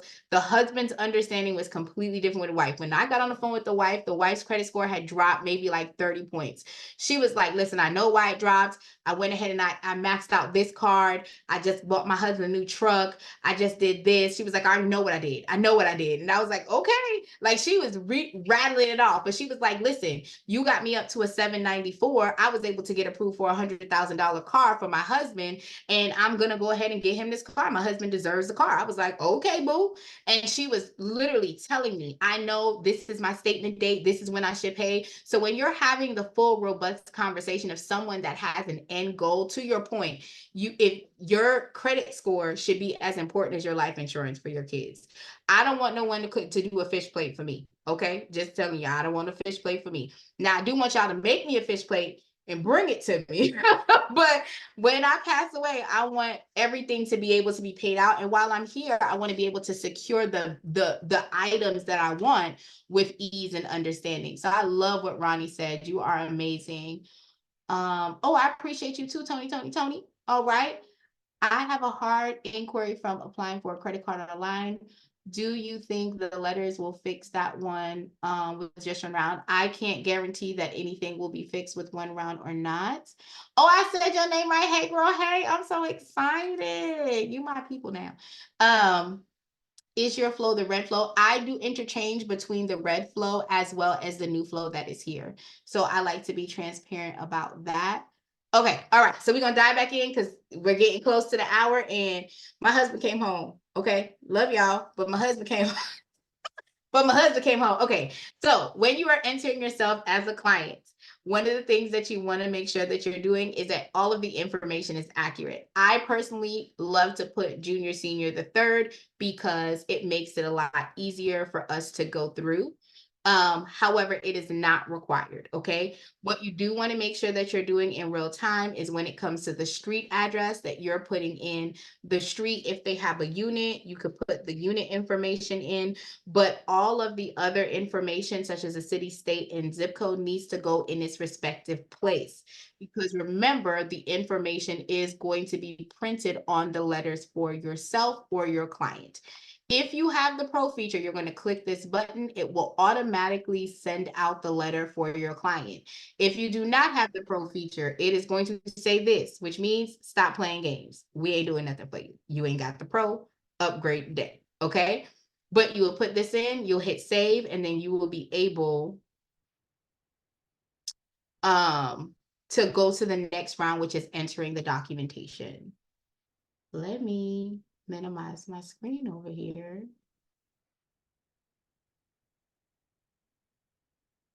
Oh, come on, Namisha, dropping gems. Yes, can call. I just don't like to call. I like to tell y'all the truth. I do not like to call.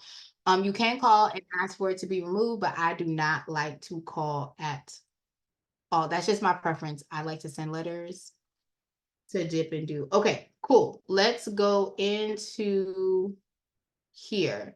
So this is what I want you guys to focus on. When they're talking about verifying your identity, there are specific documentation that I like to leverage, okay? One of the documentations that I like to leverage is the driver's license. If your client's driver's license is out of state, it is not correct, it has expired, we are not using that driver's license because it's not valid. Okay, what we're going to do is move down the list for another documentation that can verify that they are who they say they are. Come on, David.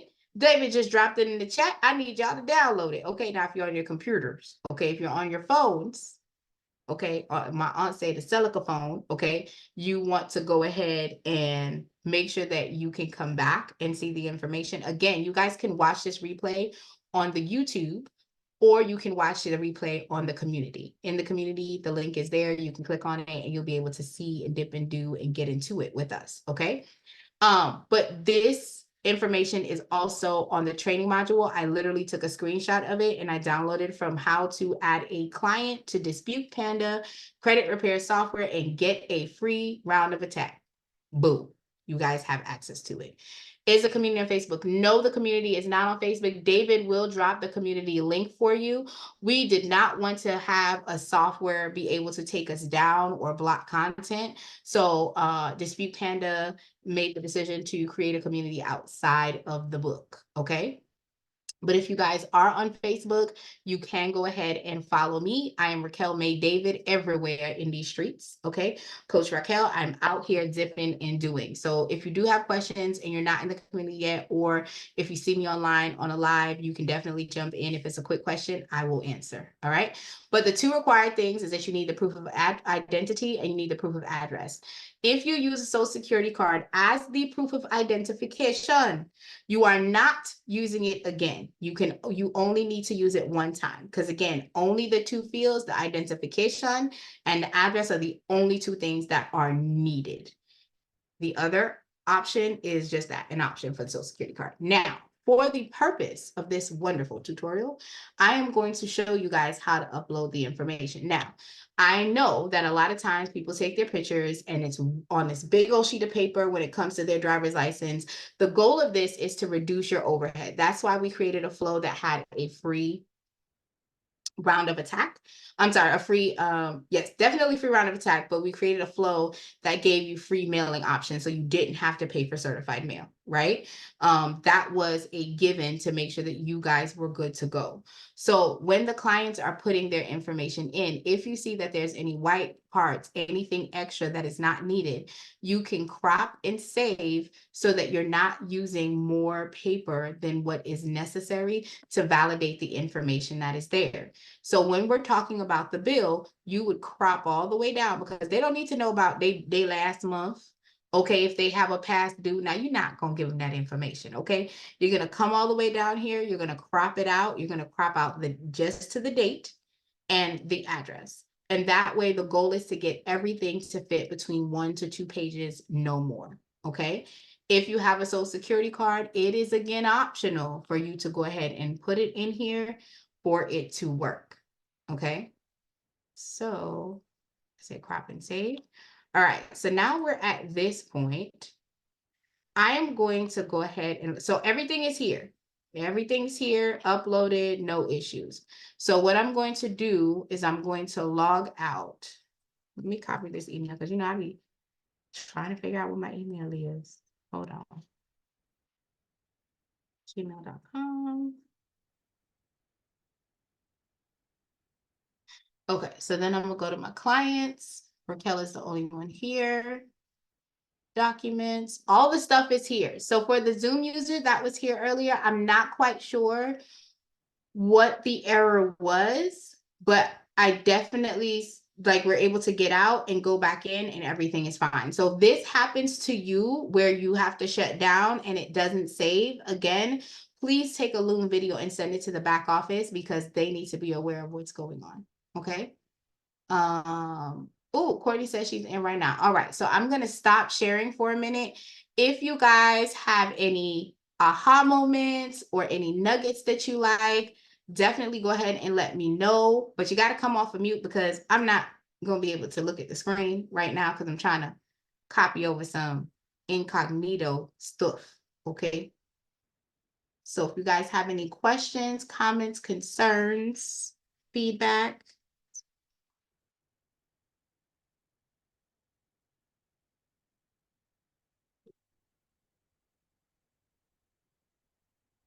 But I can't see the chat right now. So give me 1 second. I'm trying to put in the client's information real quick.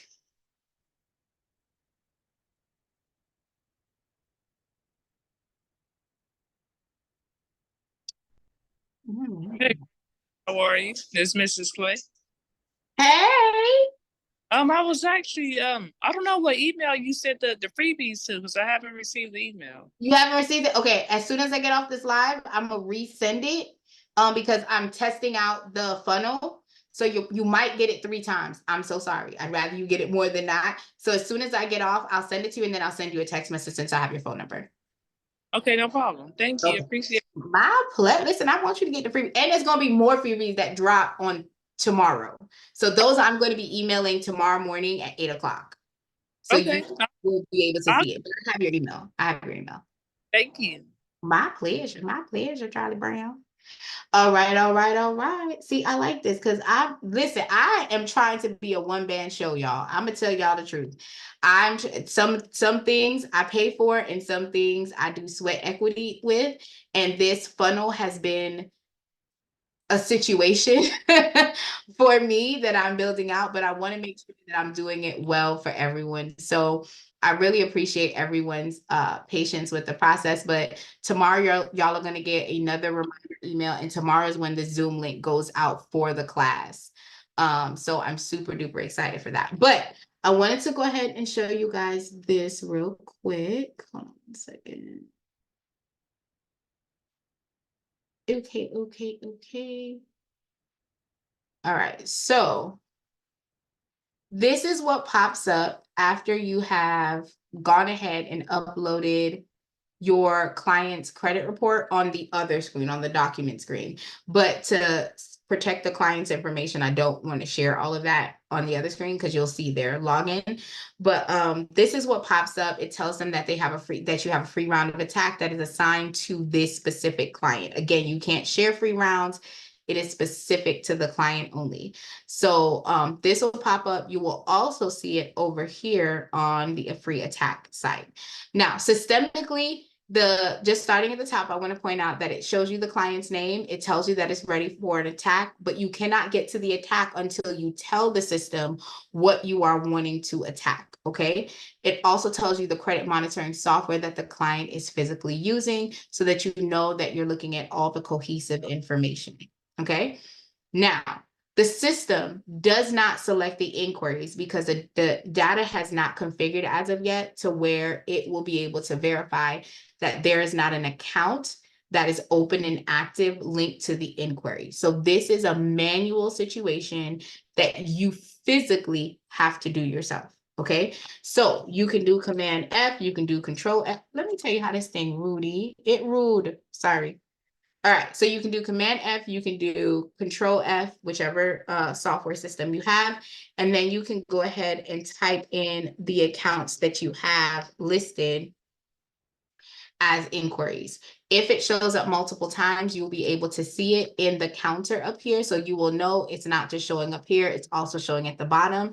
And then you would have to physically confirm if that particular account is open or if it's not open at all, okay? If it is not open and active, meaning the account has closed, it has been transferred, you can go ahead and dispute the inquiry. But if the account is open, best practices to not affect the account at all. Okay. GoFi LLC. So you can go ahead and check. I want to go ahead and show an example. So let's say over here, the client has, okay, Community Bank in Talbot. So in this case, because there's a slash, I would search both halves of the slash to see if it's coming up below, because sometimes there's an abbreviation on one end and that abbreviation does not show up in the credit report, but then on the back end, this particular name may show up on the credit report. So just for doing your due diligence, I want to go ahead and make sure that I check both sides. So you would basically do that for all of the inquiries that are here. So these are hard inquiries that are here. I sent out my first attack and realized my ID expired. What should I do? Nothing. Wait to see if they respond back, because you don't know if they're paying attention or not. Y'all really gonna be this rude? I'm still in the software. Hello. Hello. Good gal. Hold on one second. Good up. All right. The system was acting very unprofessional. Very unprofessional. All right. So the secondary part is the second underneath the inquiry is the public records. The public records is bankruptcy, child support, any judgments or public liens that can be found will show up under this particular platform. Does it need to be here? Your bankruptcy does not need to show up. If you send a letter to the bankruptcy court, it will actually clearly state that they are not sending the information to the credit bureau. We know that they are, because that's how they got the information, was from the secondary bureau that reported the information for the bankruptcy. So when we're talking about how serious a secondary bureau is, it is serious because they're housing a bunch of information for you. I see a Zoom user. Give me 1 second. Let me get through the segment and then I'll be able to get you to ask your questions. The next option is the account. So when we go to the account matrix, it gives us a host of information. So what I want to do is kind of like walk you through what my consultation, a portion of it, kind of looks like when I'm speaking to the client. So when I go to the client, let's say we're talking about this Target card, okay? I can click the eye icon. It will open up and it will show me what the highest limit is, what is the amount that they owe, if it's an open or closed status, of course, what it's notated as, right? But also I get the payment history that shows up for this particular client. So my conversation with my client is always that there are 5 major areas of the FICO score that is calculated. These 5 areas all have a percentage which equates to a point. In order to get the max points, which we're trying to go for 850, we have to understand that the baseline credit score is a 300 score. That's the baseline, okay? When you then add your payment history with is worth 35%, which roughly translates to 192 points, we have to make sure that we are clear that if you're only doing 63% of on-time payments, you are not getting the max of 192, which means you're not going to make your 800 or 850 credit score. Now, we can work on this. Let's be clear that the late payments affect you within a 24-month window. So if it's outside of that 24-month window, we just have to make sure that we continue to make on-time payments. If it's within that 24-month window, not only do I need you to put this bill on automatic pay, we need to get this credit card statement and start making sure that we're paying on 2 separate days, because the next highest portion of the credit score is your utilization. So if your credit limit is $1,700, but you're using 19, you are over 100% utilization on the card, which is worth 160 plus points. So if you are not getting your full 192 and you're not getting your full 160, there's no way that even if I fix all the other stuff that's showing up, that you're going to hit a 700 or 800 score. Your utilization needs to be, if you're wanting to be in the 700 club, at least 15%. If you're wanting to be at the 800 club, it needs to be at least 7%. So when I'm having this conversation, I'm speaking to them on what they need to do moving forward if all of their credit cards are closed. If their credit cards are open, I'm talking to them about what is their statement date? When are you making the payments? Because I want them to understand your statement date is when they're running and tattletaling on you. Your due date is the latest possible date that you can make a payment before a fee is assessed. Okay? Yes, the software does attack late payments. Systemically, we do have a late payment letter that is generated. So if your client has late payments within the 24-month window that is impacting their score, the system will automatically generate that letter for them. If it does not, again, support is open 24 hours a day. 7 days a week, and you can send that information to them so that they can regenerate that late letter if that happens. It has not happened in a while, but I like to be upfront and honest.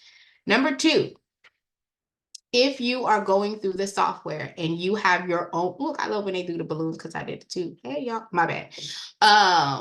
If the system, let's say you have been doing credit repair for a while. I know the gentleman earlier said credit repair for 20 years.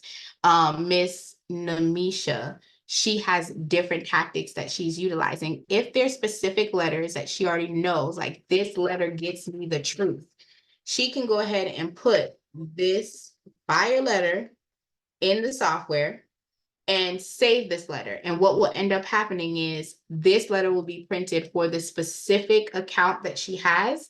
And then what will happen thereafter is all of the other accounts will get the standard letters for that particular flow.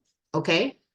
What I want to point out is if you change your mind because you're like, never mind, that's not what I want to do, you can click remove and the standard letters that will go out for all of them will also go out for this particular round. But I wanted to show you the highlights and the benefits of the conversation for the actual flow so that you're able to get in and dip and do. Okay. Once you have secured all of these pieces of information, you can hit save filter, and that's when you'll get to the attack round for us to start the attack flow. Zoom user has a question. How can I help, sir?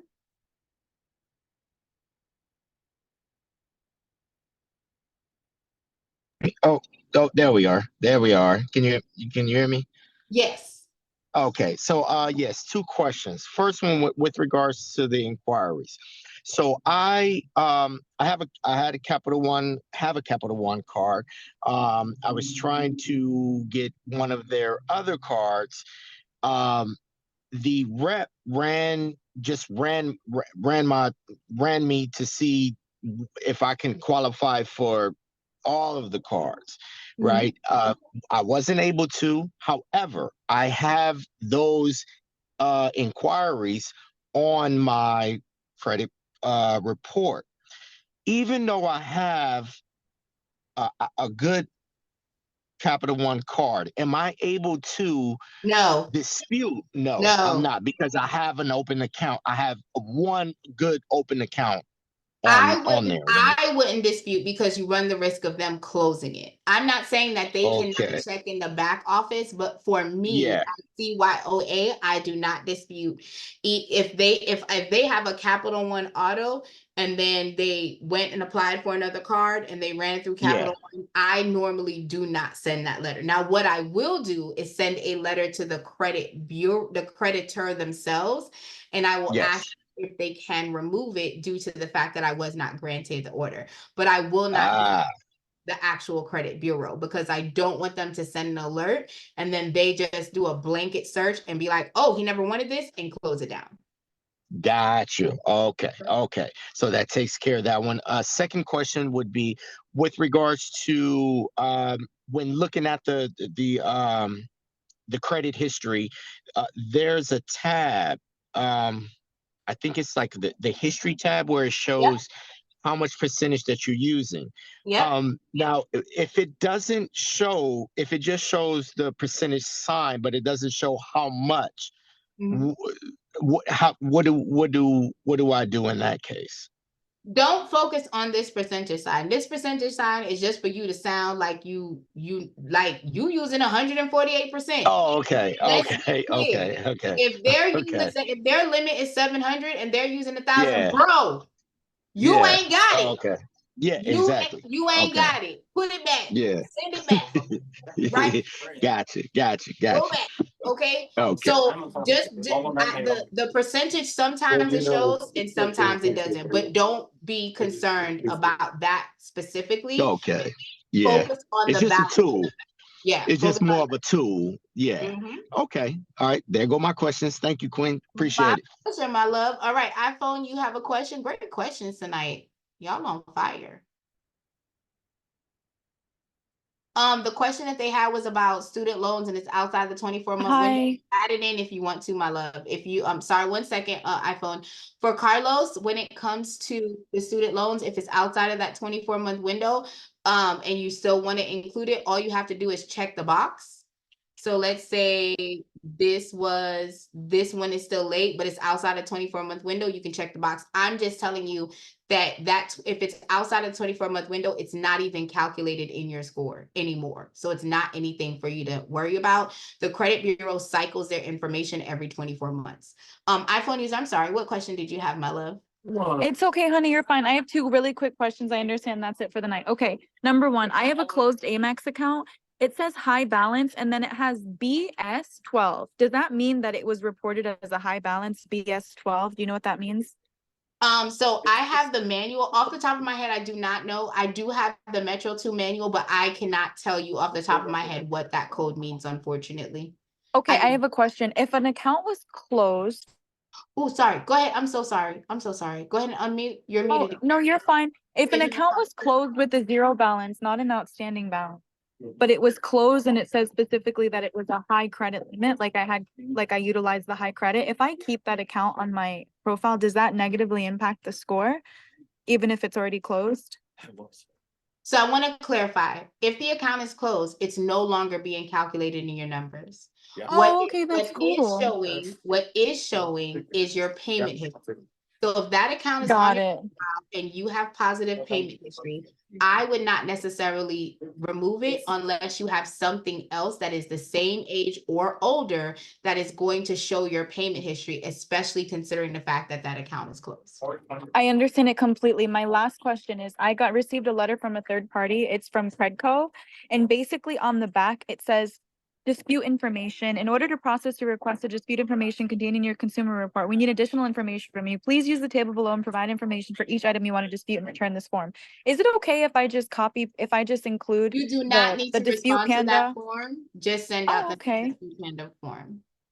Okay, so I don't need to physically handwrite anything. I just resend them the Dispute Panda one again. You do not resend them. They already got the first one. Just go ahead and send out your next round to them when it's time for to Credco.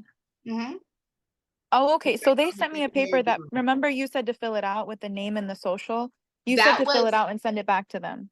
that was for them to verify who you are. They're not asking you for your dispute. You already have a dispute letter that you already sent to them.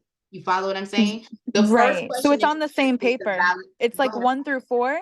So I put the social for 1, my name for 2, 3 was the proof of address, and then number 4, it says dispute items. This is different. The first one I asked you about was for Experian. This is for Credco.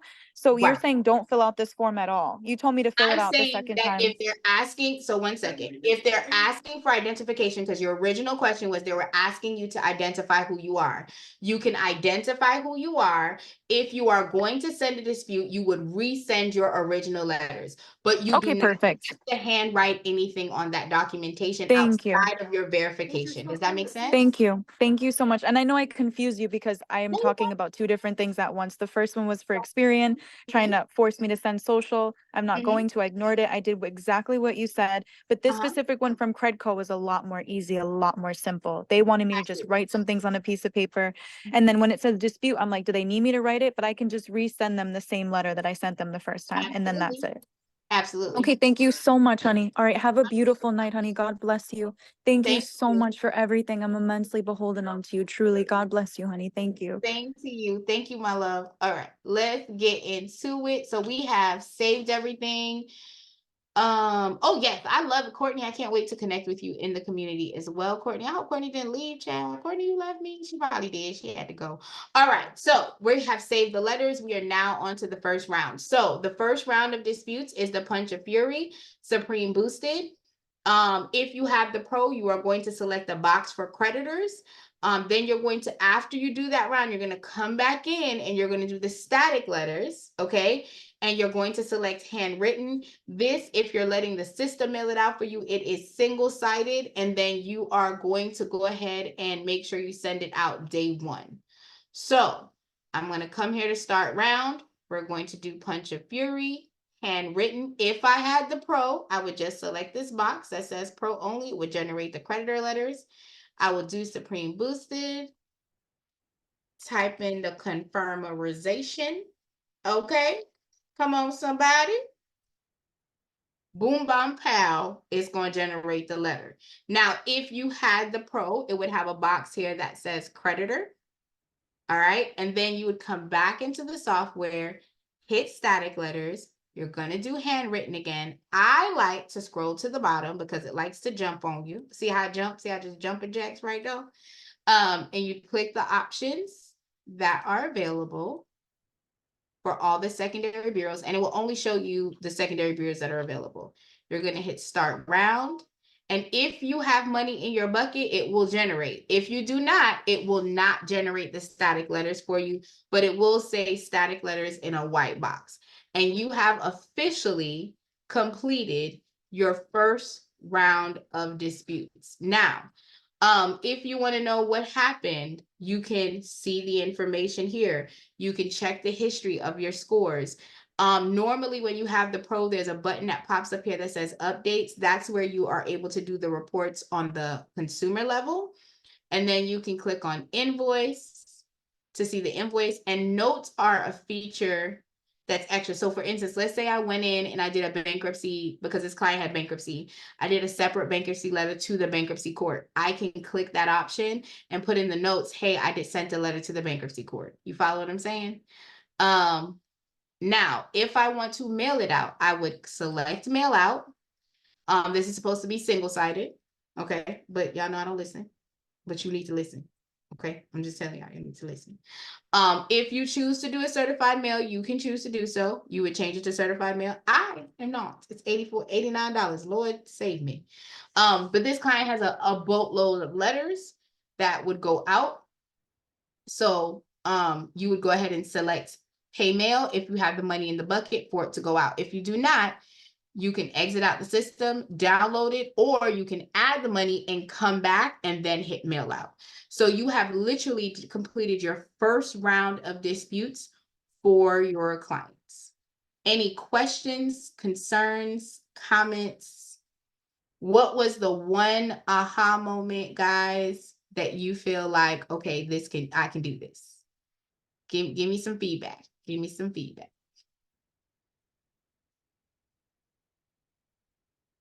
Oh, hey, Mr. Hightower, how are you? Welcome.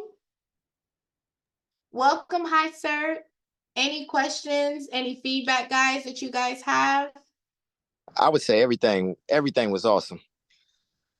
Thank you. That's what we're here for. That is what we are here for. I just want to make sure that you guys have the basics. And again, the system is developed where you guys can start disputing day one with real-time feedback. So does anyone have any questions, concerns, or comments before I let you go? I've got a quick question for you, if you can hear me. Yep, I can hear you. Guess 1, 2, 3. All right, so 2 questions. I'm relatively really new to this, but the thing that I have to ask you is, the first one was on charge-offs that they're showing every single month for years. It's my understanding that they can only show it once at the timeout charge-off. The second question was, you just showed with the mailing out of the letters, but I thought that we're supposed to have a certified letter with the tracking so that you can actually like dispute that you sent it when they say that they never received anything. So the new flow that we have so I'm going to answer the questions in reverse order. Sorry. So the new flow that we have does not have a requirement for you to send the letters off certified mail. It does not tell you to do the CFPB if you're wanting to do that until round 5.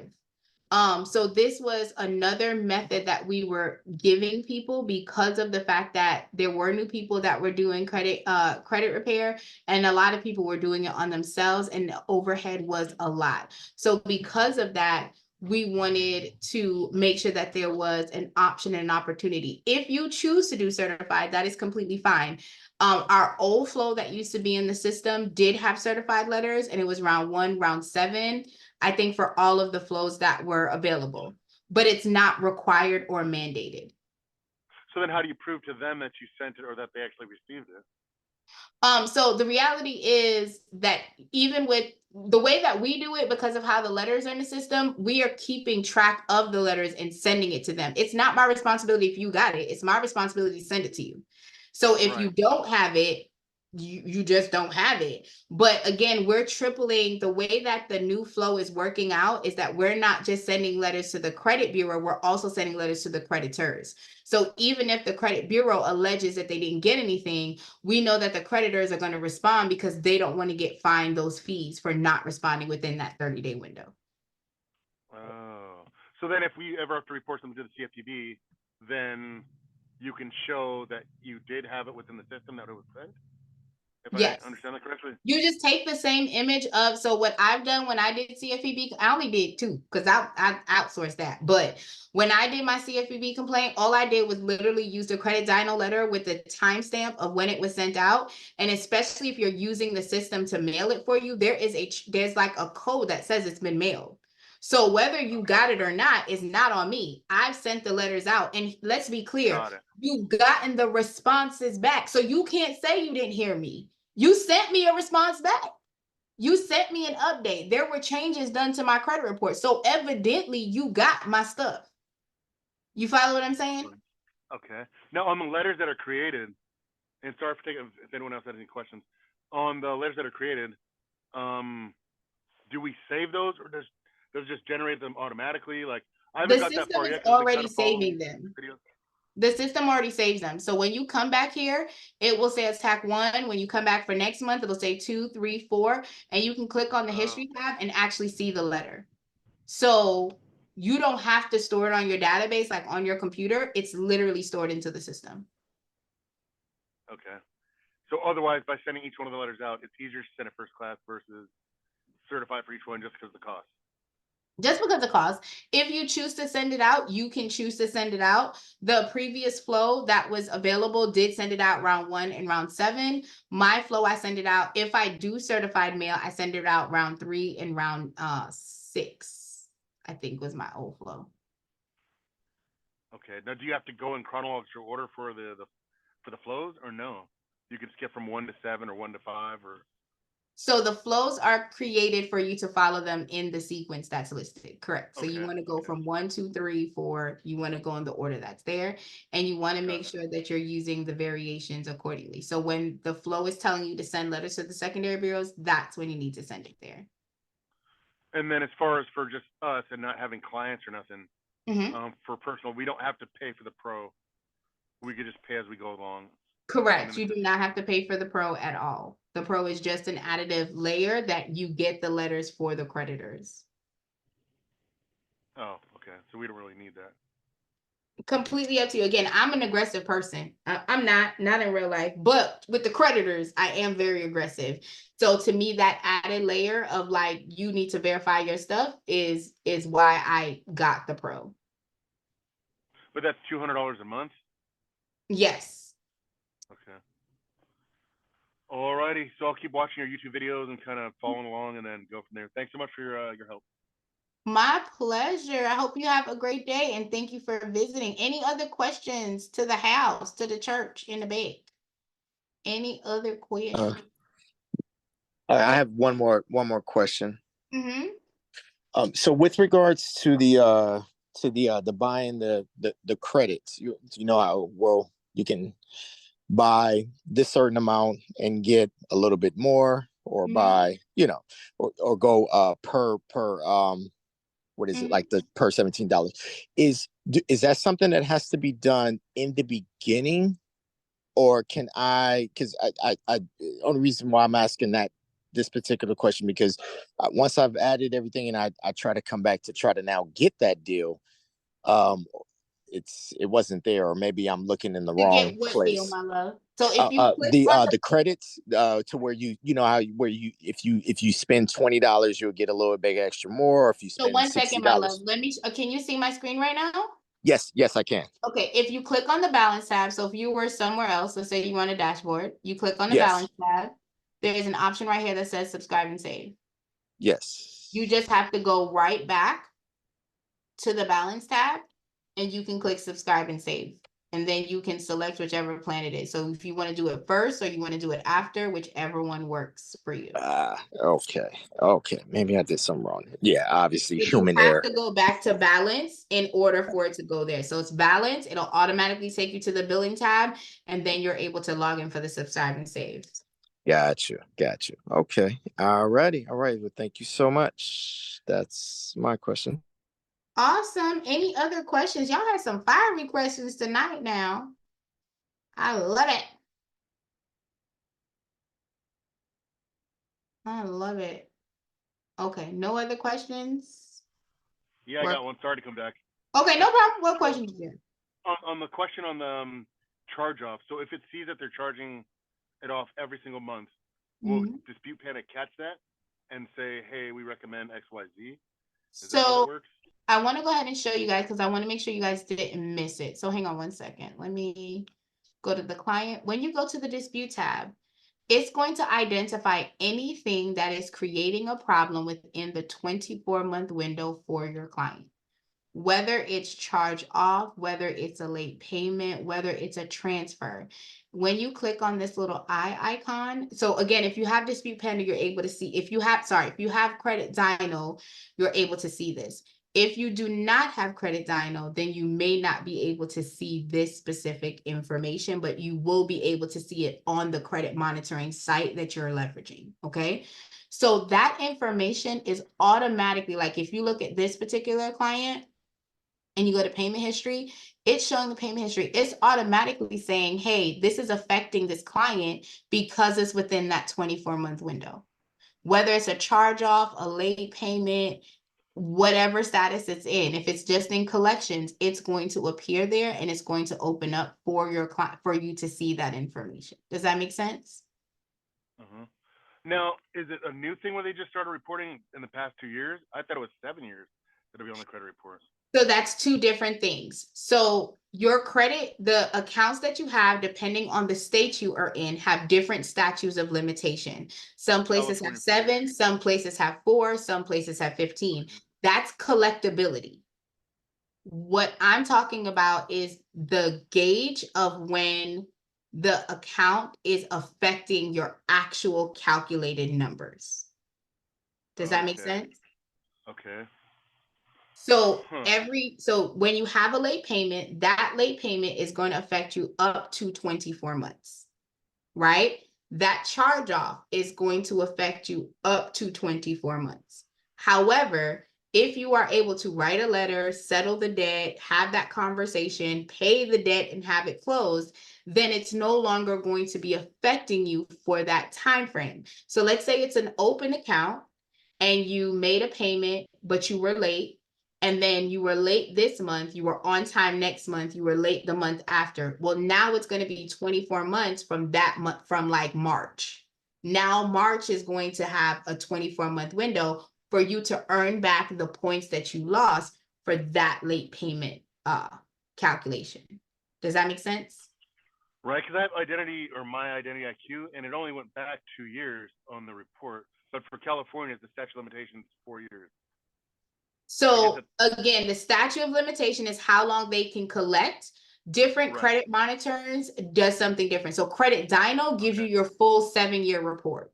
That's one of the perks with Credit Dino. So you're able to see, not because sometimes you'll go into a file, and if you're just looking at the last 2 years, it will show you like this, like there's no issues, and it'll only show you the last 2, right? But Credit Dino gives you 7 years back on your particular profile, just like when the creditors will, just like when you pull it directly from a TransUnion or an Experian or an Equifax. However, the other softwares do not do that. So that's another perk that you get with Credit Dino. And we can upload Credit Dino to Dispute Panda. Yep. It's a one-click import. So you every 35 days, you just come in and click one time. It updates the report and you're good to go. Does it show it side by side like Identity IQ or My Score IQ? It shows exactly like what you see on my screen right now. Oh, okay. Yeah. So when you pull it in, it's just going to show you this is what the report looks like.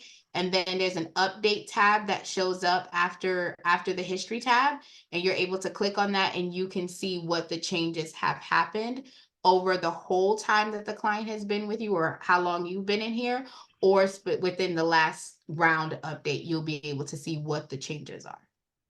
Now, if you scroll lower, like where it shows, it'll say like Equifax, Experian, TransUnion, then how do you know that one is or is not reporting on that specific date or showing different dates?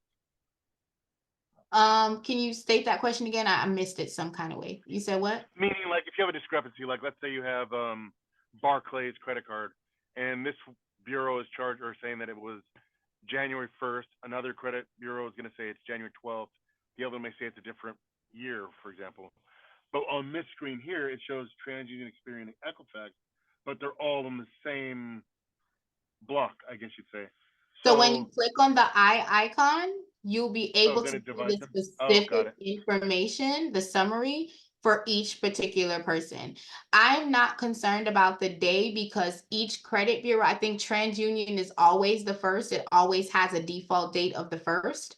The other credit bureaus have the specific date that is open. What I would be concerned about is if the year was wrong. So if one year said 1999 and another year said 2022, that's when I would be concerned. But as far as the first or the actual date, TransUnion is known for only defaulting for one for the first day of every month. So I wouldn't be concerned about that. So if the year is different, okay, but if they're not and they're pretty close, then the same year, then that means that we can't dispute those.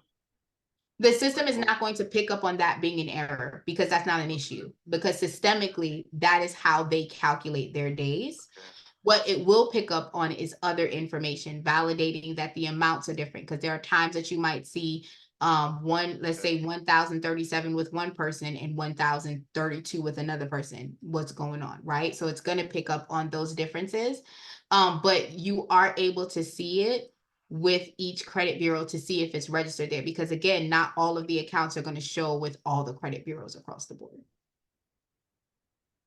Okay, so this this system is necessary, or it'll make your life a lot easier to use it versus just doing it on your own with a credit report to try to find discrepancies if you don't know what you're looking for. Correct, because the system is automatically programmed to look for errors. It's automatically programmed to say this is affecting the credit score. Let's see on the Metro side, which is the coding information. Let's see what that information is. And then on the other side, it's saying, let's see what this information is. Is the name correct? Are the dates correct? It's going to check those checks and balances versus you having to do everything manually for yourself. Okay. Appreciate it. Thank you so much. My pleasure. My pleasure. Any other questions, concerns, or comments? If not, I'm gonna let the church go because David looked tired. I'm lying. I'm tired. Look, David came on. He just showed his camera. He was like, and I was like, David tired. David want to go lay down. I'm joking. He don't. He probably want to stay here with me all night, right, David? We're gonna stay here all. No, but definitely, guys, definitely check out the community. David has dropped our YouTube so you can watch the replay. If you have any questions, concerns, or comments, remember our customer service is open 24 hours a day, 7 days a week. For those of you guys, what'd you say, David? Oh, let me put the link of In the chat? the Okay. paper. Yeah. Yes. Thank you so much, my love. Other than that, for those of you guys who are going to be rocking with me on Saturday, I cannot wait to see you. Ms. Clay, I'm gonna text you in a minute. Okay, so you can have the information. And thank you guys for being so awesome. Miss Namisha, thank you for being in the chat and chatting it up, honey girl. I appreciate you now. And I see your good face. You look good. You look blessed. You look blessed. You look like you know what you're doing. Okay, I like that. I like that. Thank you guys for coming in. The YouTube link is below. And other than that, we are not going to be a Marvel movie tonight. All right, we gonna wrap up and let y'all go home. Okay, ain't no part two. Part two is tomorrow. I'm gonna be here tomorrow. Okay, talking to the pro people, answering some pro questions. Any other? You have a question, hi, sir? Oh, I'm this is my first time, and I appreciate the opportunity to participate. I primarily not sure if any of you are aware or heard about our fire out here in Hawaii, in Maui. So many of them are experiencing these challenges right now with their, their payments and all of this stuff. It's in the 6th month, and none of them has gotten any help from the federal government.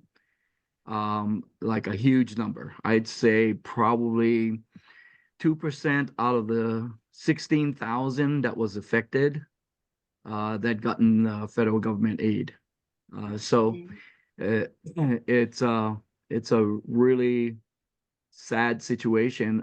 So when I see the type of delivery that you folks are offering, I definitely want to bring many of them that had businesses and trying to restart their business as well.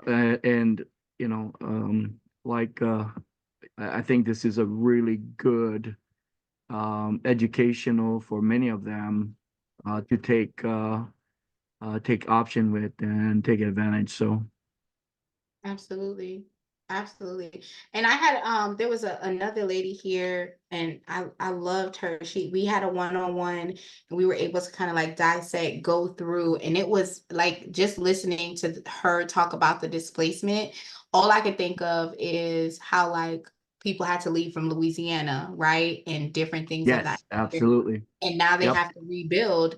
And a Yep. lot of times we don't know where to start with the displacement and everything that has gone on. So I applaud first of all, I applaud anyone that's looking to fix their credit, because this is not, especially if you have not been taught how to do this is not an easy feat. So you are trying to flex muscles that you may not have already known about.